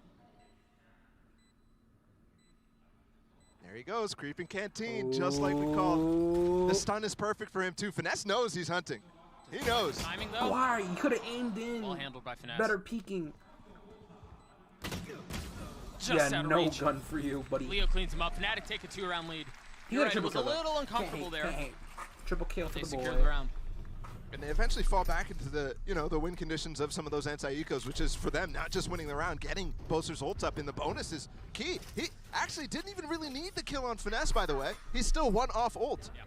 So I was thinking to myself, that's a great job by Finesse, but instead, no, it actually doesn't matter at all, that engagement. As long as Boaster dies, as long as he buys, okay. All right, let's see where he goes to get this orb right now. Alfear's gonna hold the turret out. Finesse and Victor are looking to trap. Off angle. On this map, Fnatic is known for going for bonus ults. And you could use that to your advantage here if you're Fnatic. You could just completely ignore that possibility. It's hard to do so when it's such a powerful tool, and yeah, now Victor knows. And they should be considering. Now Yozo. There's the orb that you were just mentioning, now orbital strike online, and the question is, where do Fnatic go off of this? Isn't it ridiculous that NRG was already trying to play anti-orb on the perfect choice? There's 4 orbs on this map. They could have guessed any other one of them. And either way, it doesn't matter because Fnatic is just patient enough to wait for their setup to fizzle out. You see the pings on the minimap. The intentions are clear. They want to go towards B, perhaps do tower. And they've quietly made their way over. First the Prowler, then the Flash. Space not filled yet. They want to go down low. Ooh. But Dirk is met with the nano. He's going to try to satchel across it, and he does. That's a good haunt. It cleared the entirety of the site right now. They just have to avoid crashes as dart, and then they'll get this plant down with 24 seconds. I mean, they're so close to Oh, it's tagged up. All separating them, and Psalm's the first to fall. Now Dirk is satcheling back out. Oh. Alfie are holding a line on the other side. It's a 1-for-1. But the numbers for NRG continue to crumble. It's just Finesse left alone in the 1v4. He's not able to get away. Guys. It's another round for Fnatic. And the mind games begin again, by the way. No ult used from Boaster there. In fact, he never had intentions. He's the guy who planted. Maybe used it as a failsafe using the post plant, but NRG was prepared and playing offsite specifically to avoid getting caught in positions where he'll get ulted. That's the moment where I lost my mind. Crashes his dart, does end up scanning Boaster. Maybe it's a drone. That first hits. And that's a bonus converted from Fnatic right now. We started at a tie up half. Oh, no, possible if the no. sees catches, doesn't catch anybody. But there was 3 players possible. That would have been up. And off of the pace of Fnatic are showing, NRG's going to try to fill with some of their own on the southern side. But they've got to be able to hold them back for now. On the site, in the sand, Durka drawing all over the place and getting the kills that he needs. It's another dominant round for Fnatic, but an opportunity, albeit slight, to make something out of this. Finesse has found himself in these positions so many times, and the outcome's the same. Dude, Dirk got a Tough triple. game from the That triple IGL, was but hot you as know hell. his mental right now is being stressed. Yeah. How can you prepare for all the possibilities from Fnatic on this map? Right there, you already saw NRG again backing off of that C's. In some instances, you have to just start to ignore some of those possibilities and bring the fight towards them. Oh no, they both call Test timeout their each. deeper protocols. Fnatic, though, getting away with winning the bonus and converting that anti-eco without using any of these ults. And I think right now the comfort for NRG is looking, while pressing tab right now, looking at their own ult cycle. It's about to come up, and that will be a factor for them on this defense. The funny part is Crashies. I thought that was going to be such a big part of this defensive side for NRG because they stole this comp from EG, so I'm looking at what EG does in this instance. But he's so far away from being involved in that conversation of how to combo. This will become the swingiest of all swing rounds right now. What a game so far.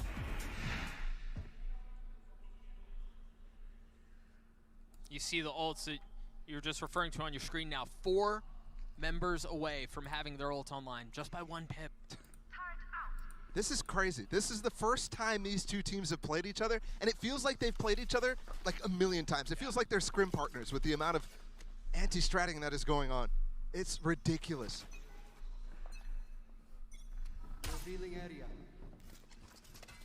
There's a dart setup. Nothing found. It does get Finesse's ult online. That's the entire intention right now.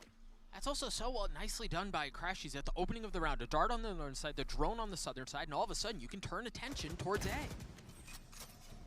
You got a hit? No, a little bit. Now the problem is they're trying to deny some sort of space for these orbs that Fnatic is picking up right now. Dirk has now got his ult. Finesse is going to have to try to counter with his own. Oh! Another instance in which Dirk is not able to get it off. The orbital strike, Artist down low, falling. Side still held as Som finally gets cleared. Now the Nightfall Finesse, unable to hear a thing, but still trying to find one through the spam. A 3v3 for the site, no ultimate play yet. The shot Dirk gets one. It's Victor who's close to his, though. Alfier is to Chronicle on the swing. Crashy's dead. Paul's controlled, site controlled, and Chronicle's just kind of doing it on his own. Finally falls to the nade. Showstopper, they're up close right now. He still has 2 satchels. And the Roomba. There's the first. Trying to get across, spotting one. Guessing on the second. Not behind that door. Swinging, not found. Nice Fnatic job, get team. another. And Boast are starting to have some fun with the crowd too, the audience here. NRG have not won a defensive round there, and I honestly think that they did a decent job countering out the ideas from Fnatic here. The Showstopper gets canceled because Finesse is ulting at the same time with his breach ult, which they collected early in that round. That's the moment where you're dominated in the corner while getting the spike down. My goodness. 5 rounds in a row for the attack. Insane considering how the first half went. Fnatic now have free reign. Boaster is brimstone opping. It's back, No. baby. No. It's back. Boaster, don't do this, baby boy. On attack, no less. And he finds out. Of course he does. Showstopper from Victor. Not hitting its mark. We were having conversations about Kong Kong being the best attack side out. Boaster should be out of that conversation. Why? Because he's the only person to do this sort of thing. This reminds me when he pulled it out in overtime. Back in Copenhagen. Another one for Boaster. They swing into him. Saw him on the trade. Finally the punish. That Rolling Thunder's very aggressive from Chronicle. They're in spawn. Oh, there's a line here for Alfier to follow up, and Psalms full stunned. He's gotten 3. He's had himself a map. He may be the only bright spot on this side for NRG, but he has played well with the position, the potential to get more. Dude, they aware of Chronicle's route here. Oh, they have to be now. This would be backbreaking. Finesse. Oh, nice job. Woo. Doing great, doing great. Your money's flowing. No one even worried. Response finally just in time before match point is possible here from Fnatic. I thought it was Boaster's op that was going to put them there. He's doing it again, guys. I'm looking right now at the spend. He's doing it again. I mean, he got 2 kills, might as well. And NRG is so focused on trying to deny some of these ult orbs early. They're peeking them. Let's make some chaos. I mean, it's a pretty decently considered idea.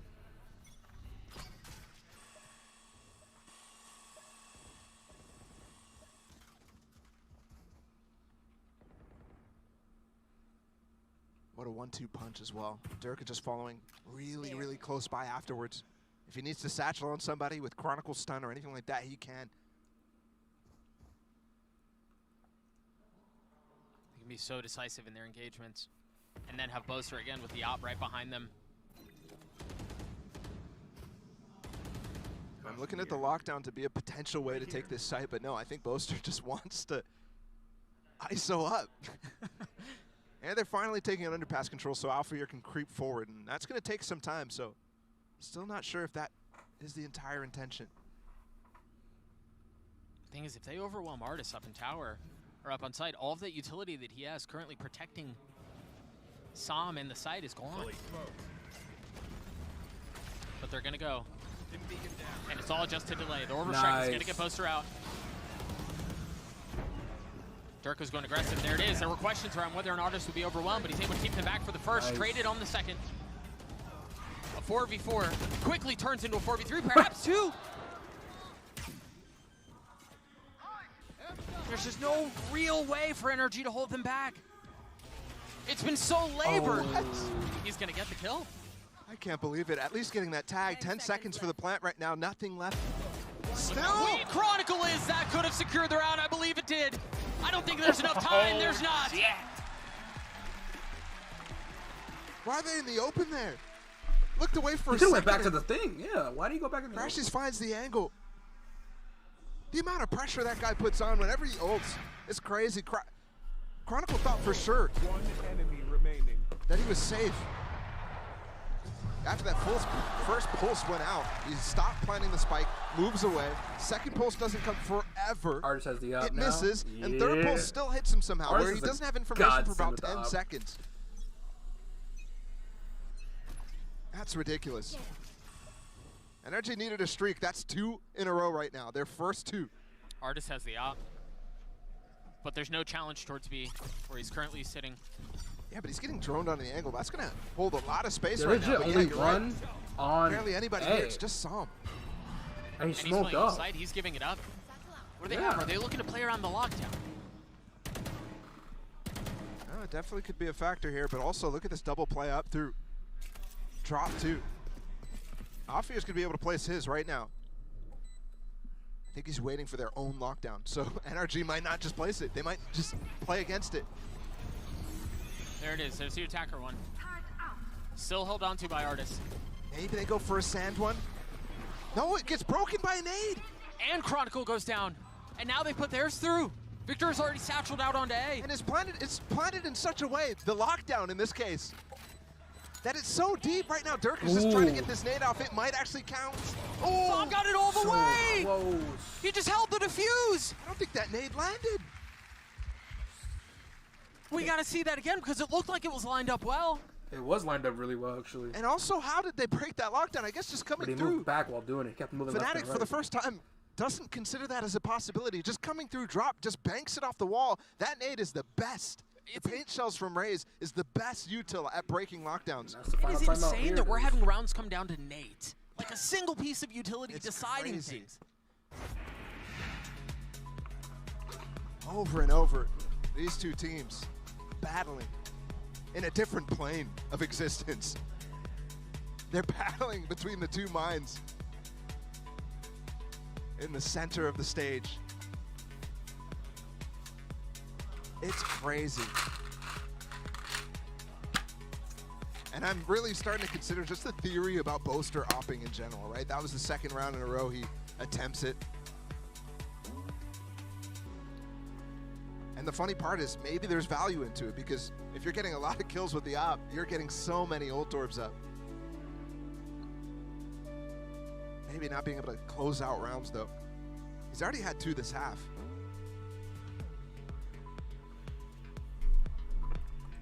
I mean, he doesn't look entirely happy with the situation. I think maybe even just a little bit of trolling going on. All right, There's so that nade. Yeah, we take a look at the first nade that cleared the lockdown and gets a kill on Chronicle. Oh, he was spanned up too, just not able to get out. Well, that's right there. That's Victor. You saw him spam that little angle. The place where he might run away from. That is beautiful stuff from Victor. Gets the tag, slows him down, and eventually the frag. Back in the swing of things. Artist still with the op, and he's already being pushed. Are they just going to continue to brute force their way into him? Off of the Prowler, they realize he's not holding halls anymore, and they're going to simmy their way into sand. Artist is in trouble. He's not in a position to be able to get out. He's got to hold him back by himself. He gets the first. Looking to provide some resistance, and that's all it was. Just lost his place right there while flashed up. Orbital strike straight into spawn, or excuse me, Rolling Thunder. They push them back. And they've left Boaster in a cheeky position. It may not matter, though, as the rest of the team is getting the kills. It's Chronicle and Alfie are leaving Crashies alone. A 1v3. Some utility, but not much. It's tough to use here. He's dead. He's dead either way. He's got the dart. He's got the shock, and he has no health. Fnatic gets him at point. Has to try to approach silently. Can't use any util. His position not known yet. But it doesn't allow him to break up those crossfires. He's just hoping that there's a gap, a timing window where he can walk into it. Very, very nicely done from Fnatic. One enemy The remaining. breach ult to maintain all this control of sand while the plant continues to go through, while they take down Artist. Artist could have gotten a second op shot off, but that flash delayed him for so long, and he lost his position and exposed himself to the players pushing sand.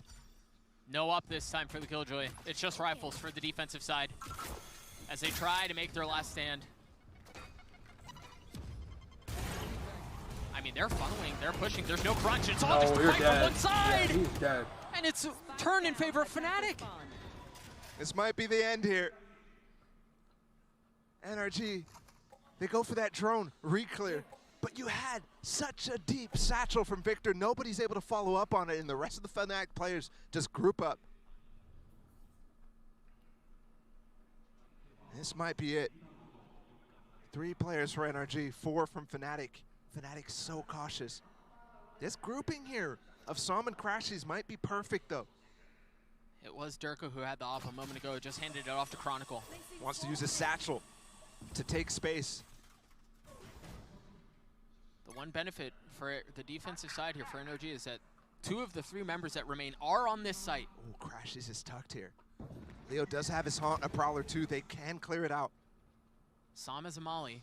30 seconds left. Crashies with some util. Are they gonna rotate? Oh, they're gonna go in through sand. They just don't have a ton of time here. And the Molly should be able to hold them off too. From one side at least. Assuming they identify where it is. Leo has been left behind. Crashies falls. All onto Sam again, who's had himself a great game, but he can't convert here either. It's just perfect from Fnatic, mauling out the last player on the site too, finding Crashies on the swing. They both got stunned by that breach stun from Chronicle. It's perfect.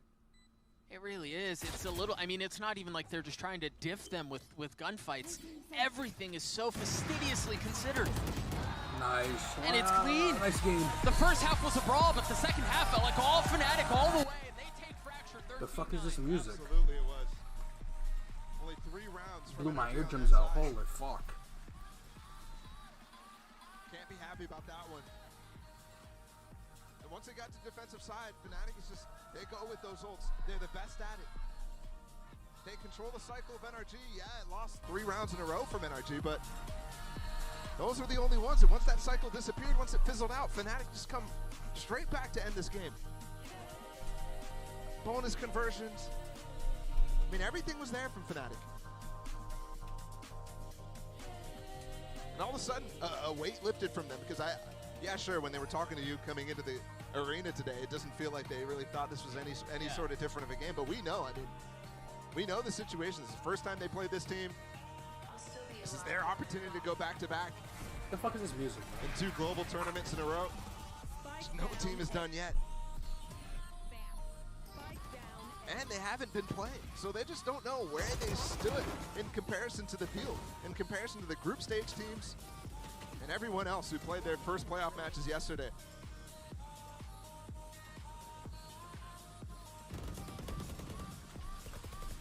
I mean, this, dude, honestly, even for as dominant, excuse me, as the second half was, and it was, There were just so many little nuanced things that we were able to nerd out about and identify in that map that was just so much fun to watch. Well, the fact that they're handling as well. This Sova from Crashes, this Sova from NRG. Clearly prepared for it too. Already from the first round. Happy with that instance. Yeah.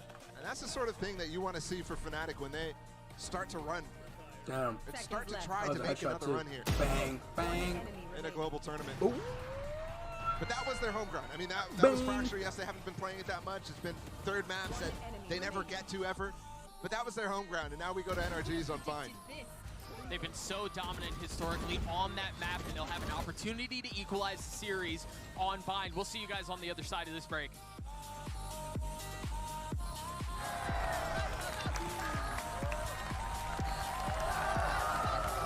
Yeah!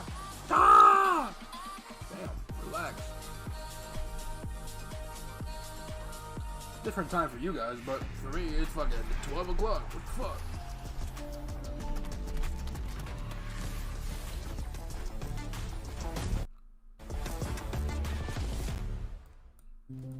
Have you ever asked yourself after a bad game, what am I missing? Or sought help from impatient friends? Or browsed desperately for answers that only bring up more questions? Your self-doubting days are over with Discovery, the first game-focused AI. Discovery is trained on the world's leading esports athletes to be your everyday personal coach. That's right, Discovery can help you improve your gameplay by giving you tips and strategies to take your game to the next level. Get started at aimlabs.com/discovery.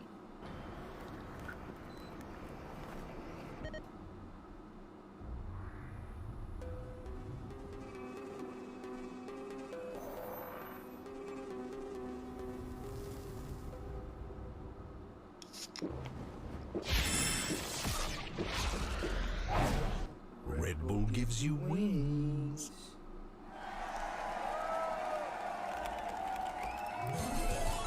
Red Bull gives you wings. And here we go. 3 fucking minutes?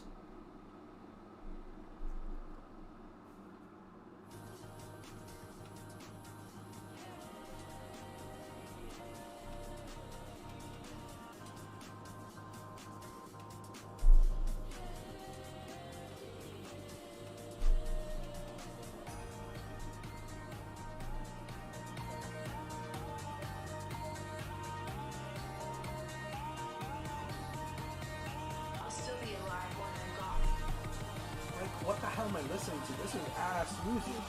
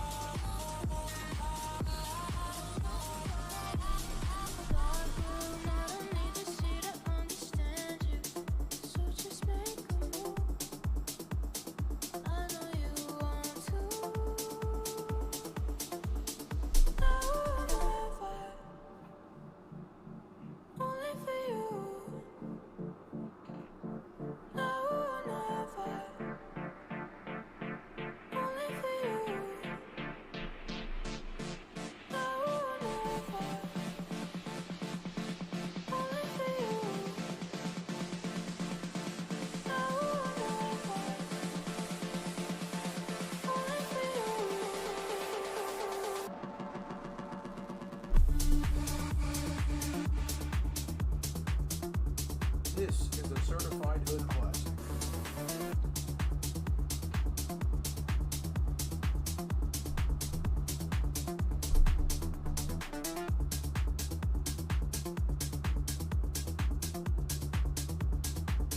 Holy shit, this is some hot garbage. But I can't stop listening to it.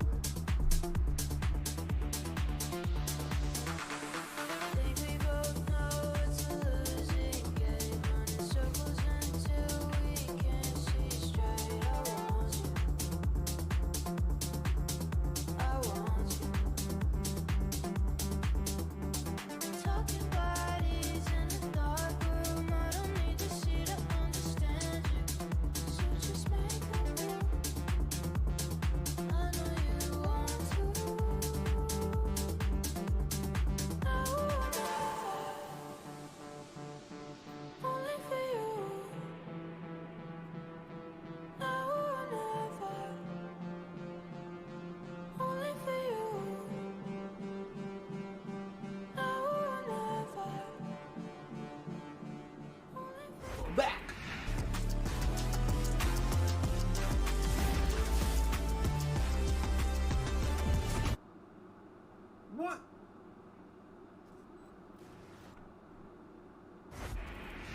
It's a great start for Fnatic here in Tokyo Masters. I'm joined by their coach, Minnie. Now, Minnie, how much did the change of their comp of Sova Raze affect your game plan?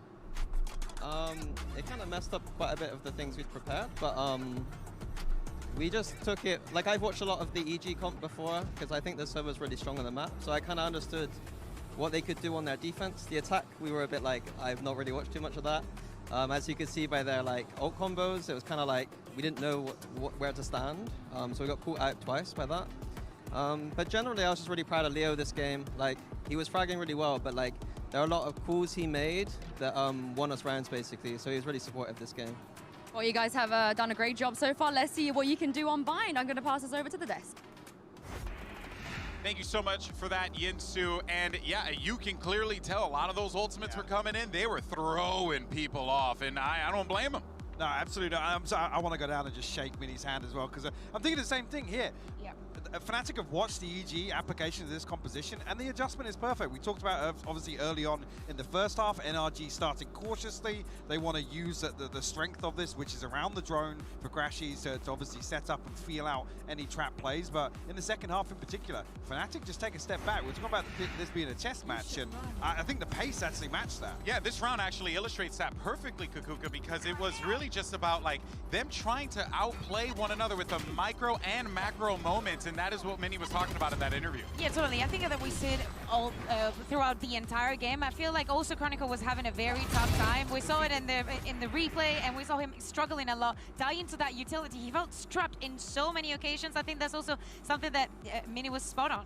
Yeah, but he did make a point to praise Leo for his contributions in that game, and it definitely, yeah, no surprise there. I mean, the initiator for the team definitely stepped up, was a top fragger in the server, but Kakuka on top of that as well was really helping out the team to just get valuable information when they needed. That's, you just described Leo, like there's no other way that you can talk about him. Is two things: not dying first, and second, a utility usage that is top level, probably one of the best, if not the best in the world. He knows that it's not about him, but he will also go on the flank with you. I think he was doing a beautiful work with Alpha of understanding where their plays in the round. And Leo's value goes up in games like this where, Fnatic have to satisfy both sides of the coin, right? Playing with pace, slowing things down, playing reactively and looking for reads. Leo is the constant. He can always satisfy both styles that Fnatic like to apply. Of course, you're taking a look here at the Aim Lab shoot around. It's Leo's POV, but gives us an opportunity to continue to talk about this Fnatic team and what we saw there. They were tested.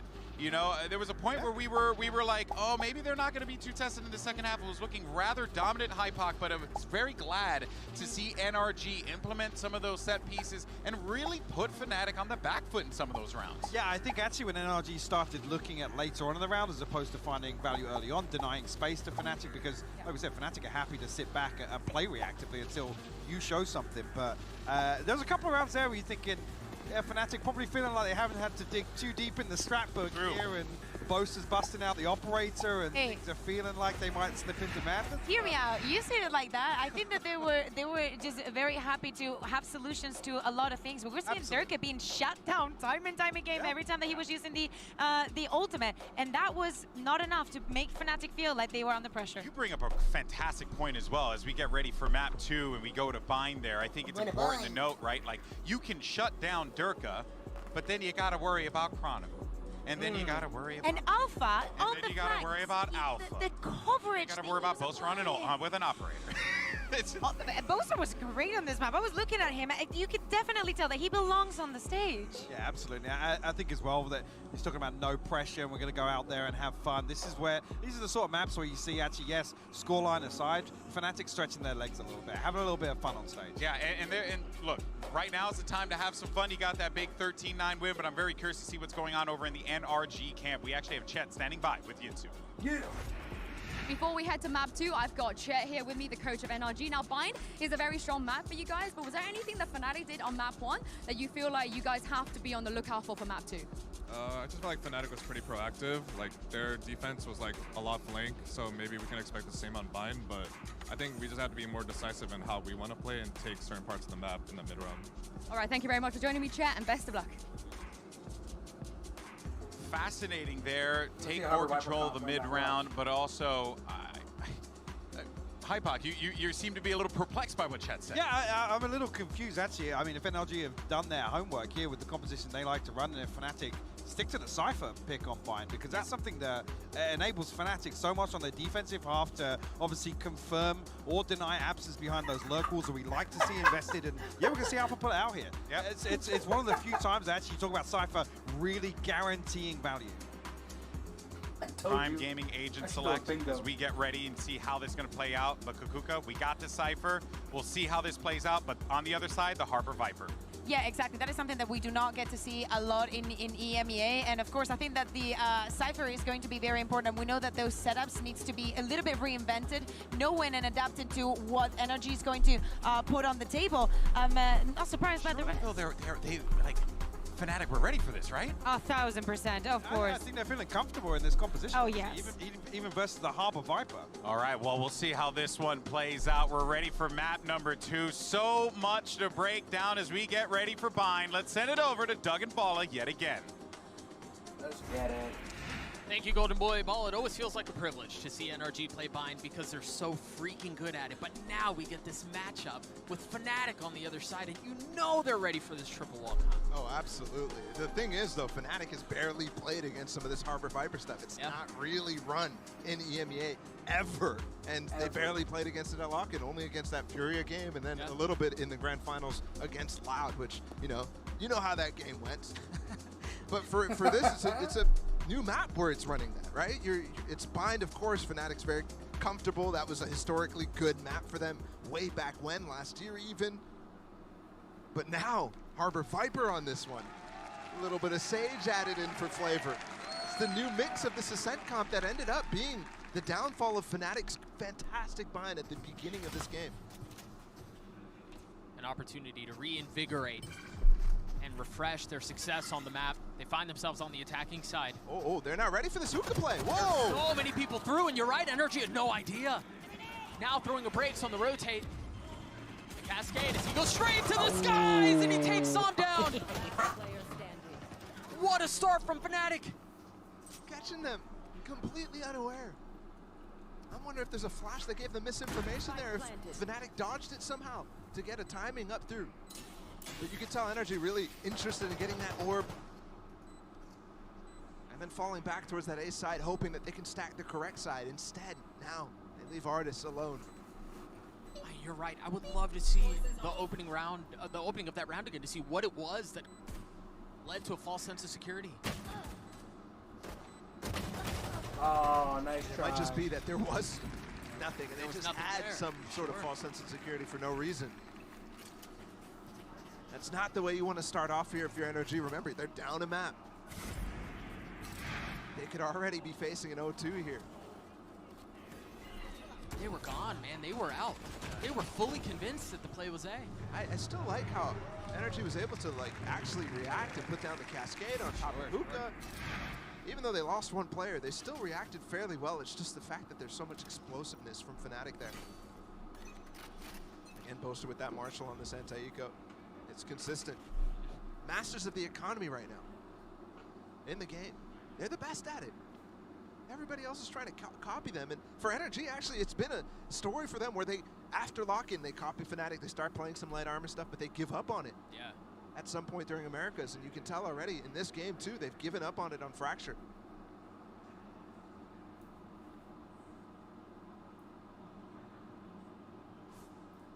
Three from NRG pushing into showers. Boaster's waiting on the other side of this wall with it. That Marshall, trained. Nothing but a green line keeping him back. Boaster getting peppered past the tuck tail.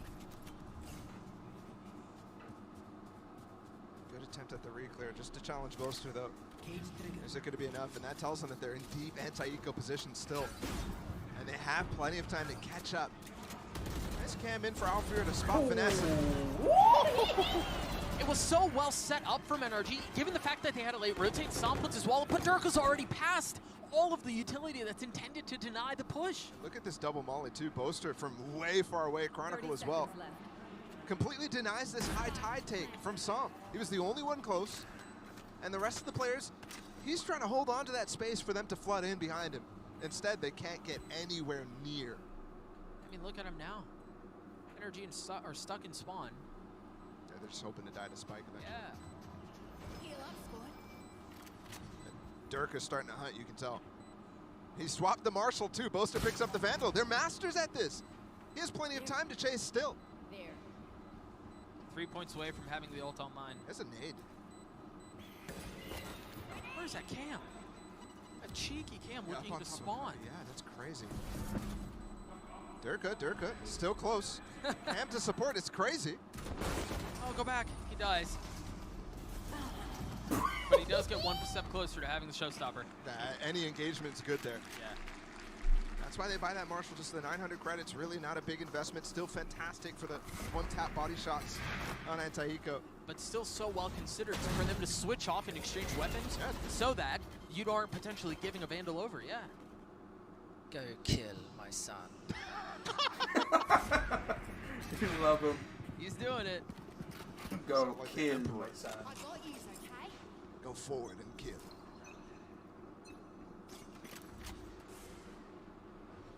See that cascade out from Som towards short. Making it so difficult for the attacking side to push through. Yeah, Victor close by too. But Dirk is just gonna satchel forward. It's just complete disrespect with the judge. Oh, nice try. Som stops him. And they still have Showers control too. Well, Fnatic does gain control of lamps. They've lost 2 now.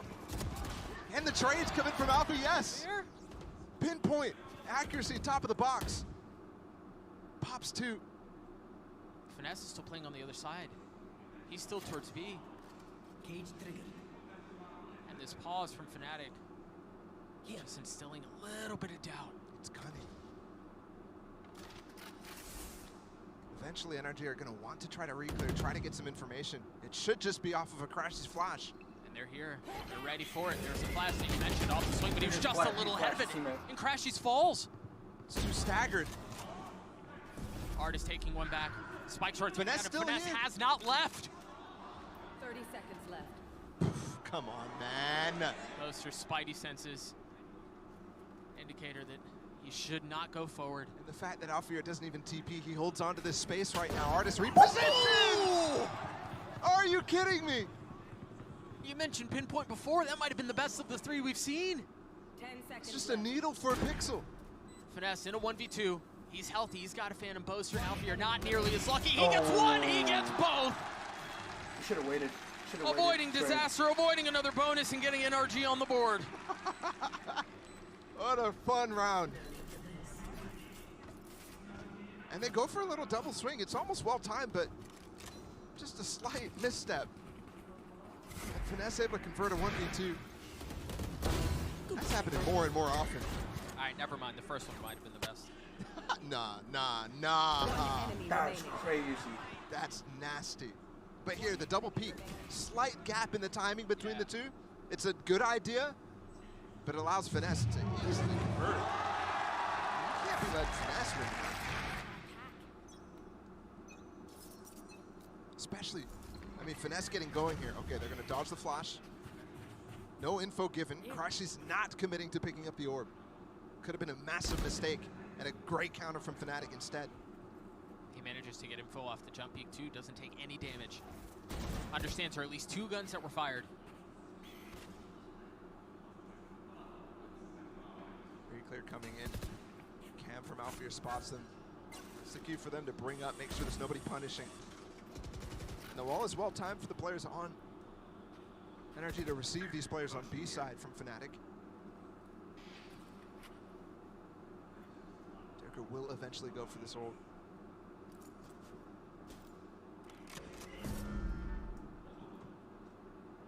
Face of the flash, he jumps through the telly.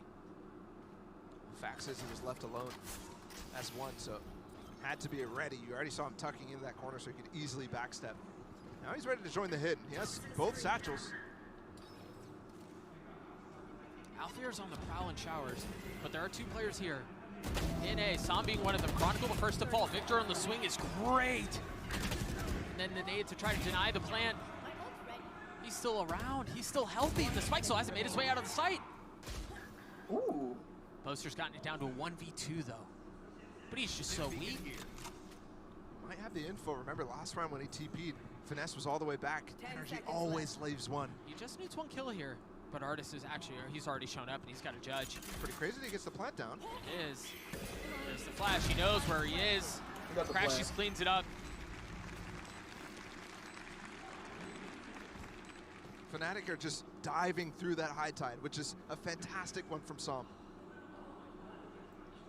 Once that wall comes down from Fnatic, their intention is to leave lamps, take the front of sight. In the last time they took that A side, they actually pushed into lamps.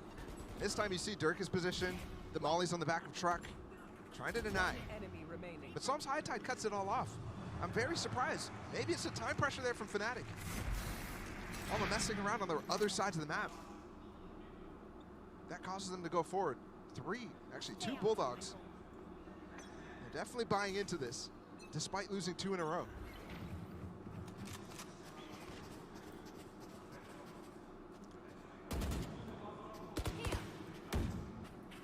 That harbor wall from Som is through teleporter and then roping back in to help control A short. It's the most extreme wiggly wall of all time. Yeah. And there are plenty of setups that you can do from A without having to go through teleporter to control that area. I wonder if that's intended to make them think he's playing B. This is a crazy deep B hold from NRG though, as well.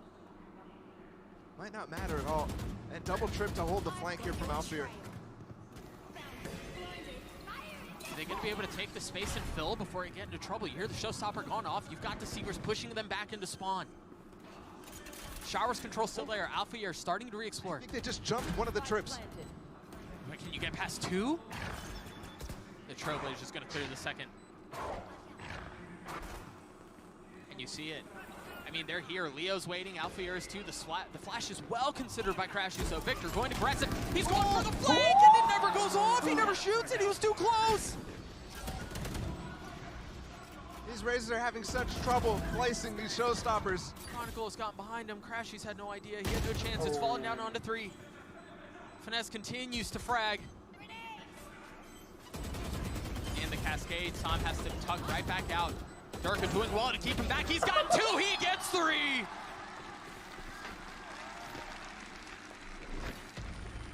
It's too easy down the line there.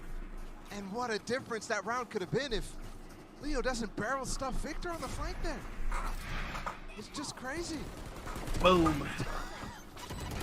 You mistimed showstopper as well.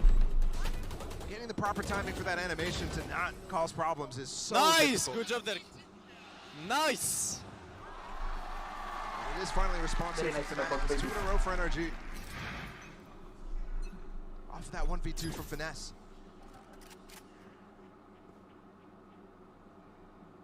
Two stingers and then pistols. And that's all it is. They've tucked Victor and Hookah. Do they dare go that way?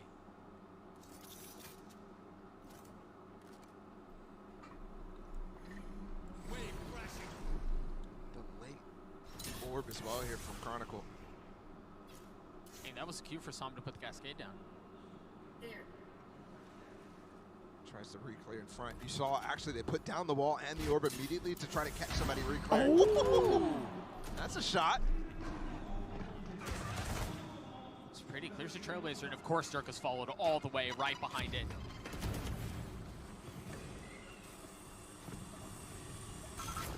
They've gotten some control of the U-Haul.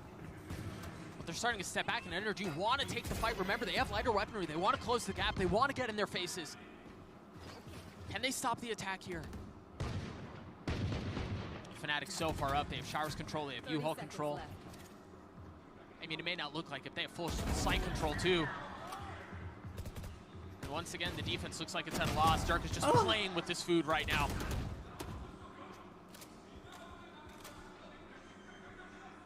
It's too easy to contain here from Durka, especially with that shorty. And the constant threat from Fnatic to go through that TP keeps Finesse anchored on that B side until it's all over.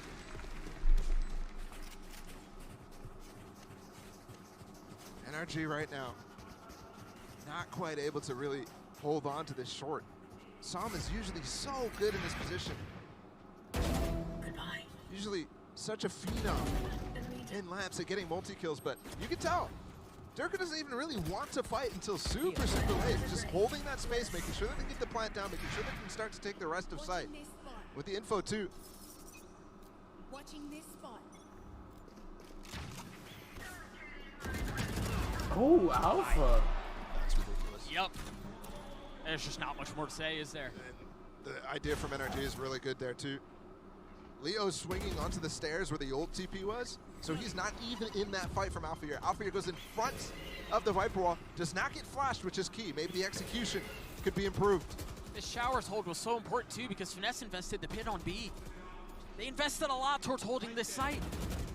And so far they've failed, but perhaps they can reconsider, perhaps they can reestablish as the Psalm falls one more time. I mean, they have so many different variations of holding this A side too. They're just abusing this at this point. Yeah, they are. Durka can sometimes be on boxes, they can be playing post, they can be holding short. You're not limboing your way through that.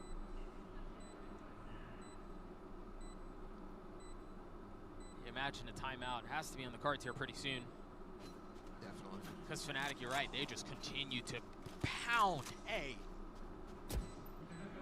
And just exploit the defense. Last player standing. We've seen good halves from NRG on this map on both sides, so not quite getting worried anywhere about keeping this game close. Fnatic is putting on a masterclass though, and eventually that conversation will start. Oh my How god. much is too much? What the fuck was that audio? There was even a flash setup from Crashies through teleporter to help that fight. But it slightly missed. Yeah. Complete. Either he dodged it or I don't know if it was just wasn't perfect. Yeah. Because he just swings on those two players. That's what I was talking about. The wall's put up immediately, the flash through the TP. It's a really good setup, and it does its job. I mean, at least it makes that a 2v1. Alfir is just currently better. And that's where, you know, we talk so much about these nuanced setups, right? And the timings on flashes and where the wall's going and when you're toggling it up and down. But then, yeah, sometimes it just comes down to Alfir just diffed you, bro. Like, that's just all there is to it. Yeah. It's funny. It reminds me of a conversation the Desk was having where every single player on this team, if you shut down one of them, another one's going to step up. But the other aspect of it, too, is strategically, you start to, you know, do good things against their strats. We saw a lot of this on Fracture. That's not even enough. And when it starts to falter on both sides, I mean, good luck. This team that has showed up today in playoffs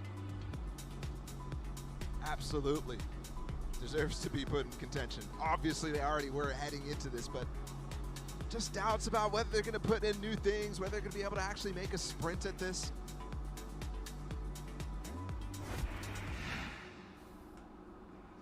By the end of this, it might be a resounding yes. Absolutely. Stinger buy in for NRG. One Phantom.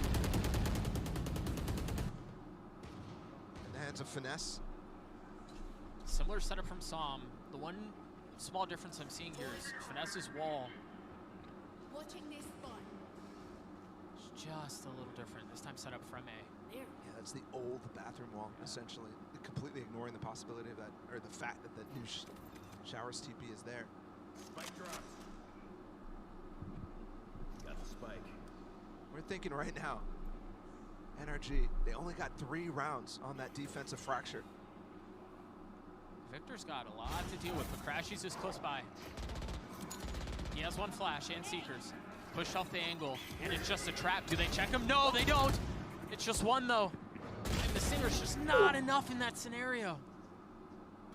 It's too tough to follow up on, too. A good idea again from NRG, just not quite enough. Fnatic controlling every part of this game right now. Psalm's going to try to flood out to help Finesse. Wow. You see the free fire in the spam expecting a second. The flash cleans him up. Oh, and that cascade actually gave them room to swing out to the left before Psalm can even challenge.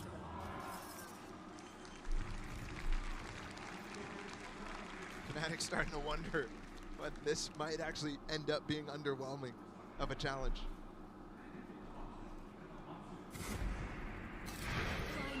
At least on Bind. It does look that way. I'm concerned if they start to find ways to punish this B side. And most of these, they've been ending up A, trying to abuse specific factors of that A hit. Getting early kills on showers, that sort of thing. So 4-man push here from NRG towards B, and it looks like it's set up to get Sam the orb. He is 1 point away from having his ult online. Boaster's been pushed off. Okay, we saw this last, another round where they did push deep, down B. But they end up all flanking, and this time there's going to be a Showers TP with the Trailblazer to follow up on. Victor's stuck here, though. And Fnatic is not committed, so they're happy to wait this out and challenge. Did he bite off more than he could chew? Stuck in teleporter. Everyone from Fnatic is here to handle him. But he they just used a Reckoning to try to clear him out, and yes, it will get him out, but leaves a lot of gaps and loses a lot of tools. Such a heavy investment to preserve his life, and then he eventually falls. Alfier once again getting a 2K from what looks like the same spot.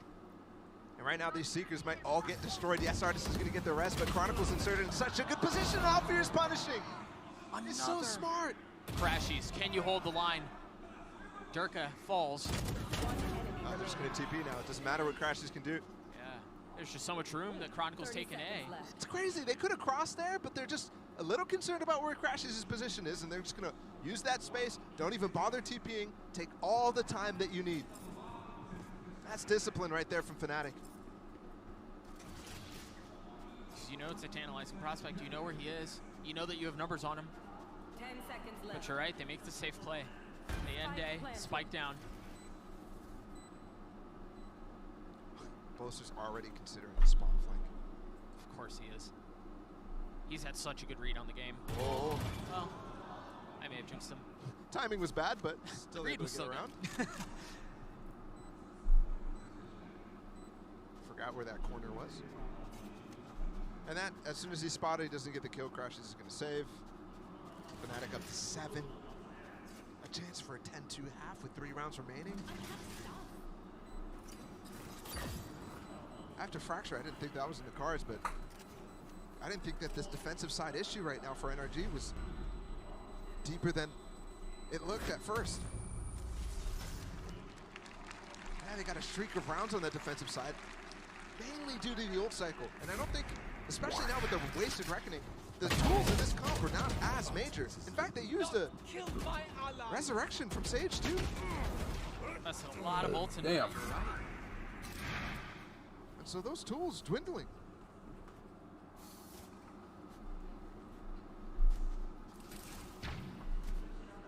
By the way, Fnatic too, displaying, I mean, immense prowess on this attacking side, of course.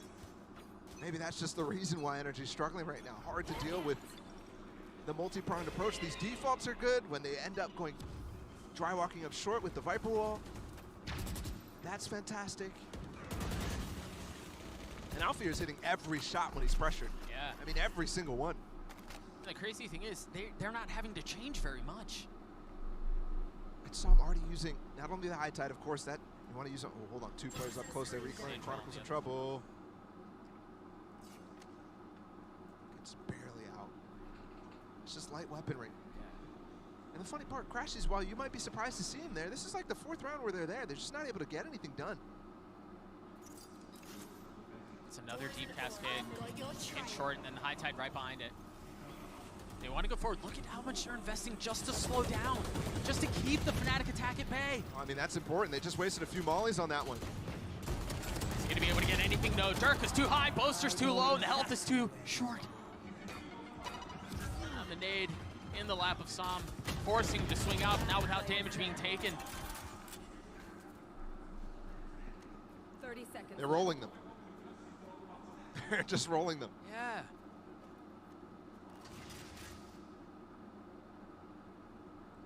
Chronicles hunting. Crashes can't save the gun that he saved in the previous. It's a Prime Gaming flawless at that.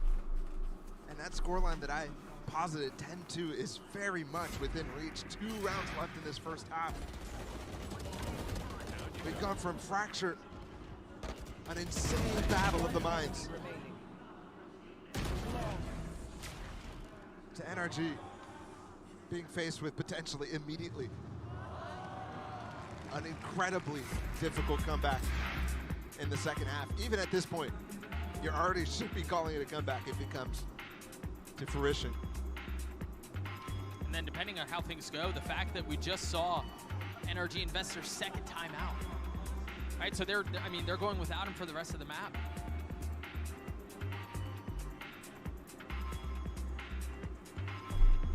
An understandable call though, given the circumstances, given the scenes. They find themselves down 6 on their map pick. On not just their map pick, but a map that has been so prolific for them. And you're right, you mentioned it at the beginning of the map, Balla. This has historically been a very good map for Fnatic too. They have made their mark on this map. But that was a bit ago. Yeah, I mean, but despite people, doubting this comp a little bit, having a few struggles in EMEA, this is looking very good. Some of those doubts start to creep away. It wasn't perfect during the regular season from them, but it was good still. And they're challenging. You're right, NRG, who has a historic Damn, now it's too might late. start to slip by the wayside when you see results like this, when you see some of the domestic results on this map as well. Fnatic not struggling at all to deal with this defensive side Viper Harbor. What is Artist doing here? Waiting for an early flash. Deep flash from Crash. He's down long, zigzagging its way through. Oh no. So dead, bro. That is beautiful. And one moment difference there. Artist gets that wall down, and they don't break it for the dog to get that stun. He doesn't get punished. That's crazy. Boaster's got to have the highest kill rate with his orbital strike. I mean, every single time he uses it, it's considered. And it's always set up with something. That's what makes him so good with it. Derka was jumping, and now the showstopper out, clearing the site. Crashies has managed to slip the net and tuck back into elbow. Oh no. Oh my god. Of course. Showing off the tech. That's so hard to land because 99% of the time people are hitting a wall on that. NRG once again forced to save. A high tide fadeaway. This is crazy. Yeah, they got no money. Right out of the timeout too. And they hit with an ult combination that they just can't consider at this point. There's way too many things that they're dealing with. Finesse's brain's got to be overheating.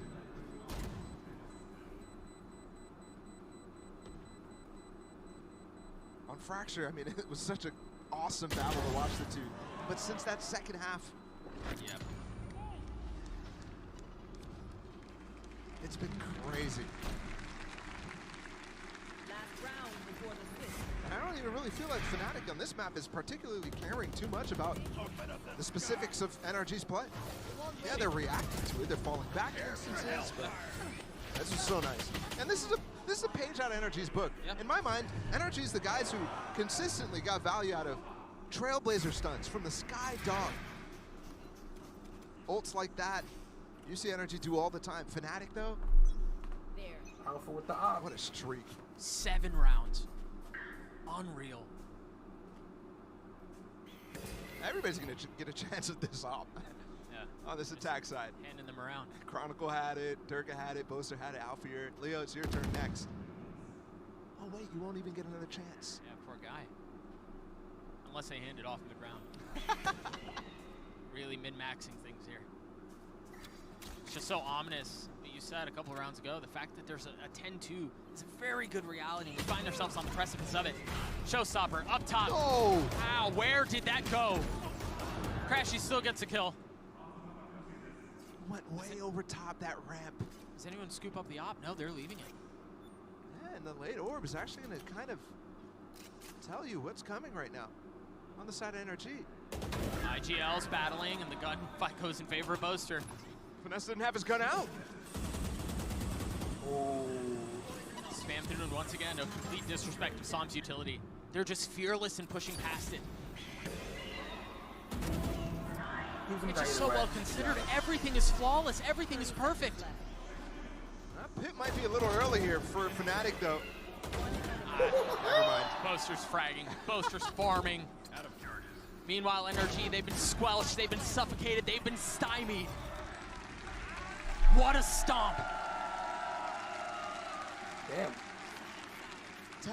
10-2. When I first started bringing that up, I didn't really put it in my mind that it was a real possibility. I thought, okay, yeah, maybe. And they just convert in such an, I mean, it looked effortless. One enemy remaining. Absolutely effortless. It's going to be an almost impossible ask for NRG to bring this thing back, but Golden Boy, do you think they can? I don't know about you guys, but that looked like a good old-fashioned butt whooping. I'm just going to call a spade a spade. NRG getting completely outclassed on bind, and genuinely, you know, it's not even a, to me, it's not even a composition thing. Fnatic are just out-aiming them, like really. It has to do with maybe not expecting this kind of preparation, this kind of level coming from Fnatic. And actually, the 2 rounds that they get, to me, had a lot to do with the Harbor, had to do with some, with the utility that he was using towards A, and how that was affecting Fnatic. The problem is that was good for, like, what, 2 rounds? The moment that Fnatic learned how to work around the timing of the high tide, of how Som was using the cascades, I think that he's the one that needs to step up maybe a little bit when it comes to the next half, because I feel that is a little bit what happened on Fracture. Yeah. Sure, but I think NRG's strength lies in playing this composition tailored more towards the retake on the defense. I mean, correct me if I'm wrong, I'm glad Baller actually noted it. The only time that NRG have lost a defensive half was versus Nav, and it was a 7-5. Yeah. Time and time again, Fnatic are being rewarded for this default by an overswing, an over-challenge on one of the extremity. They were lacking value from artists once again on the stage, and that's not even individually. Just as an agent, they're not able to secure anything. I mean, the round that the Viper's pick comes down on B long, there's a double swing in showers from Artist and Victor. There's nothing to set that in motion. Yeah, it feels like it's a lot of, for a team that we praise for being so good, for the individuals coming together and be role players, it feels like the individuals are trying to make individual plays right now, Kukuka, which is a problem. Yeah, exactly. And now in the second half, also the mental, the things not working out, you not getting to the place in the round where you want to be, is going to be very tough, but maybe this is going to be a tool. Yeah, it could very well be the case. Let's send it back over to Doug and Bala to send us home. We talked, Bala, at the beginning of the map that it felt like the greatest story that had not been told in Valorant's history, and it's been nothing but a fairy tale for Fnatic up until this point. What did you say? The 8 rounds in a row. Now NRG are on attack. You lose this pistol. I mean, wrap it up, bro. Might already be there. We'll see if that story includes a comeback. Here comes the hit, sectioning off the site. The dog does clear a lot. They should get the plant, which the wall allows. And whoa, he has a lot of movement on top of this box, a lot of freedom there. You can almost see the pathing. They're not even hitting the site though right now, and you actually do still have Chronicle here. They're still here. They don't bite on this at all. With the classic too. I thought it was a ghost at first when he first took down the first player.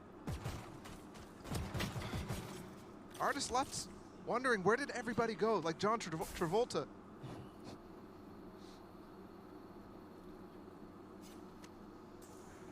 I mean, NRG try to run what should be a tempting fake, and Fnatic just so disciplined, so well considered. They kind of bit.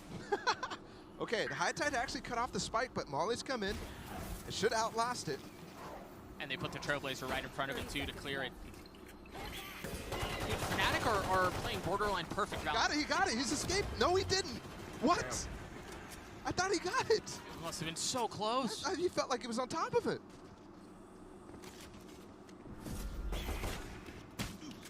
Artist now joins the fray with 10 seconds left, and Utility on the other side. They have to dump out Flood, and they do so into their deaths. A prime gaming flawless for Fnatic.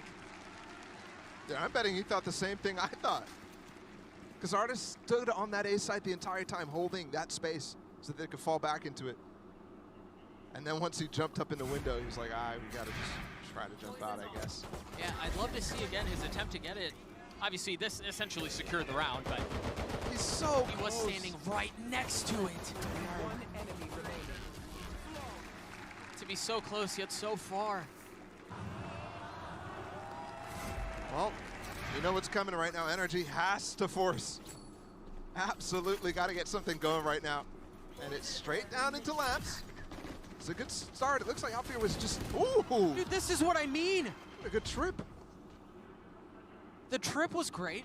Alfir setup was actually a little late. Yeah, exactly. But the trip was great. Even in the face of the Cascade, Chronicle just goes. An attempt at flipping the map from the attacking side. They take the teleporter, they leave Finesse behind. See if he can cut off any rotates. But anchor, because it looks like they want to rotate back towards him. Yeah, it's the same thing. Victor just stays in Lamps, holds that space. Derek is going to be able to return just in time for them to start taking that front of sight. And look at this, Fnatic just barely fight, but you're right. Durka's back. There's only one player here right now. They still thought that there might have been a double step back. But Boaster will now have this flank. Victor in spawn. Can he take down Leo? Coming around the corner right now. Crucial fight. Victor on it. Damage done. Still has a stinger though. As Durka repositions. Last player Can he pick it up? Boaster's down. They're going to be able to convert this for us unless Durka wins a 1v2. The tap on the spike, the reposition. Victor showing a little leg, giving him a little bait. Crashies once. I mean, they're just like gnats. They're just annoying and they're being pests. And they're securing the round. Upgrade to a Bulldog for Crashies too. Off of Boaster's body down short. Here we go, here we go. They needed it. And they got it. That's 3 light buys. Well, the full force right there, obviously, but the only thing they can buy is stingers. Yeah. That's 3 light buy wins for NRG so far in this series. There's one thing to walk away with after it. Maybe that's the success point for NRG, which isn't really a major part of their toolkit overall. Last year, they were one of the few teams who really just never bought any sheriffs. They just always stuck with classic ecos. Cool. Push through. Hookah right now. Big clash. The flash, the turn! That shot was gross! That's got to be an accident. When you're down 11-3 though, better lucky than good, I guess. Maybe playing against Fnatic overall, better lucky than good. Yeah. Maybe that's not even enough. It's ridiculous. These guys look just so strong. High cam, spotting the lurk through the orb. See that attack side wall from Sam and the cams above it. Will's only one spotted, but you know here, given everything else that you're hearing, where the hit is. See the flash through, they want to try to fight back sight, and they managed to get what they were looking for. Alfir Sheriff. Oh my goodness, like this? Shit. With the neural theft, he knows so where he is fucking and he close. pushes, Oh but my Sam's there to God. greet. That was fucking hot. Yo, I can't believe he goes for that with 1 bullet. Low key, I do. The guy's been hitting almost every shot, so yeah, gotta respect it. Here's that first, I mean. Oh, wow. Spike planted. New patch, that won't happen. That's why I bought that pistol. I mean, the color. That's just crazy. Oh, that would have been one of the clutches of the century. Yep. I don't care what game, I don't care where. That would have been insane. NRG managed to white knuckle their way to 4 rounds. But it's still so comfortably in favor of Fnatic. There's no stress at all for the Fnatic players. And they're chilling. They're as loose as can be. Alfir 2 has been the star on this map. Anytime there's a chance for NRG to get back into it, he's the guy who's shutting it down, almost did it again. Multiple 3vx situations that Alfir was a part of on that first half. And you need to be using that dog to get up short. There's too many trips to get through. They're up in U-Haul. Victor taking care of Durka. That was off of the Trailblazer setup. They pushed him through, but he just kind of ran out willy-nilly, not expecting them to still be in the default setup. Which gives advantage here for NRG. They're really working the map. You've seen multiple times now where it's late fakes. Saw him grabbing the orb. Now dumping util. Leo's playing to get walled up. No. He doesn't actually go for the wall. Artis made a misclicked. There's a slow on top. Artis! He's pushing right into him. Wait, what just happened? With 10 seconds left, I don't know that NRG are going to be able to get out. He just had a meltdown. Alfier still here! And Alfier gets 2, Chronicle gets the last, and that's series point for Fnatic. Well. No, but Doc, what just happened? That's your job to describe, man. Artis just had a mental breakdown on stage. The Sage Wall comes out, and then the self-slow as well. They're just spraying him down. On top of that, running through the Viper Wall. What is that wall?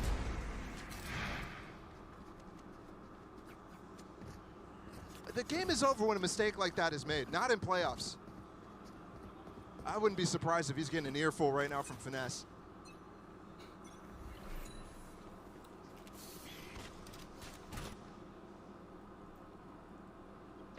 Final attempt here to keep this game alive for NRG. Final attempt where it has to be. 8 rounds in a row. A scattered by, Salmon crashes with the weapons. Trying to consider how to break this Cypher setup. They already break the camera, not any of the trips though. And unfortunately for them, Crashies is starting to creep up, but he's got one of the Vandals, so he can't really spend time breaking with the Trailblazer. Chronicle's positioning is just perfect. Just around the corner, understanding that if someone gets up to box, he'll have the sightline on that. Victor's going aggressive for him! What on earth? I mean, it's over. It's just 2 left for NRG. Oh, Artis has gotten on the site. Meanwhile, all of that. Which means there's not much more util coming in from the side of Fnatic. They just started the retake. He's pushing Spawn with the Spectre. The potential to leave Crashies alone is exactly what takes place. He has a rifle, so it'd have to be a 1v4 to pull this thing off, to keep the series going.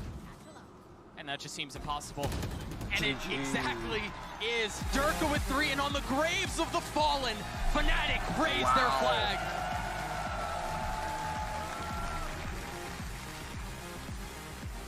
That simply looked way too easy.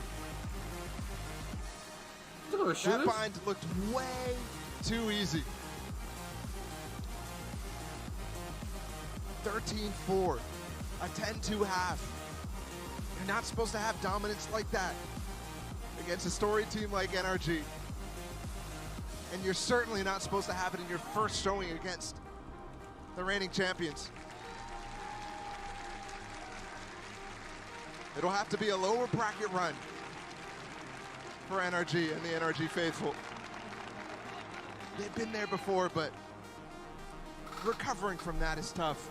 Knowing if they want a chance at this, they need to come back and beat nice wall, GG. The team that they just lost to here. Fnatic definitely look poised to go crazy.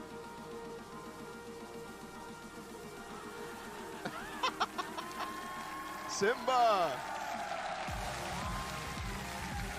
There's so many different adjectives you can use to describe this Fnatic roster, man. Is that the flag they're raising on the Fallen?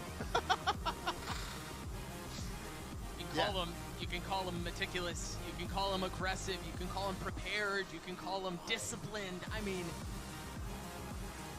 the list just keeps going. You could write an acrostic about them. It's crazy. And they come into this as favorites. Maybe doubts about what their form's gonna look like, yada, yada, yada. Man. They leave this series in their first playoff games absolutely again as favorites. With big challengers still. Bam.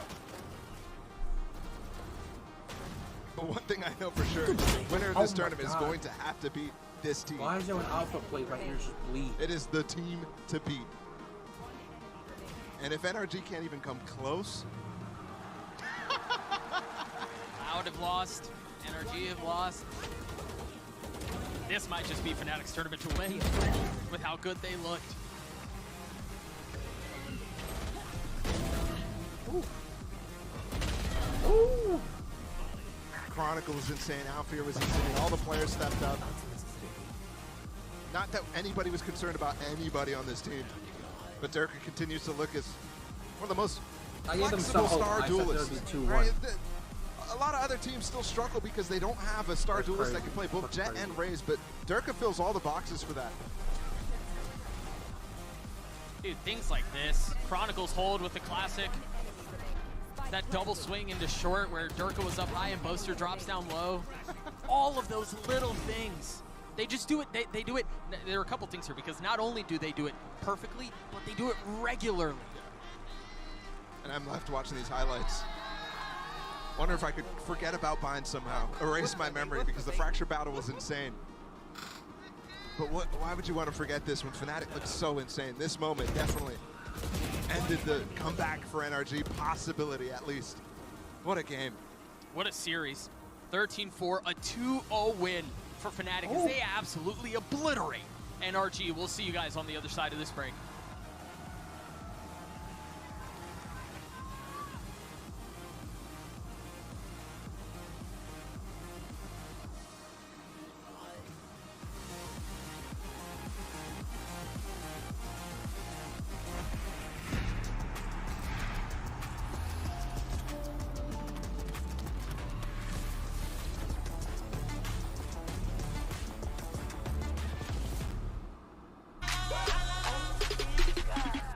Yeah, I'm not staying for anymore. I've just seen so much. Can I move it? This is for. Oh, this is playoffs. Where's Masters? Here you go.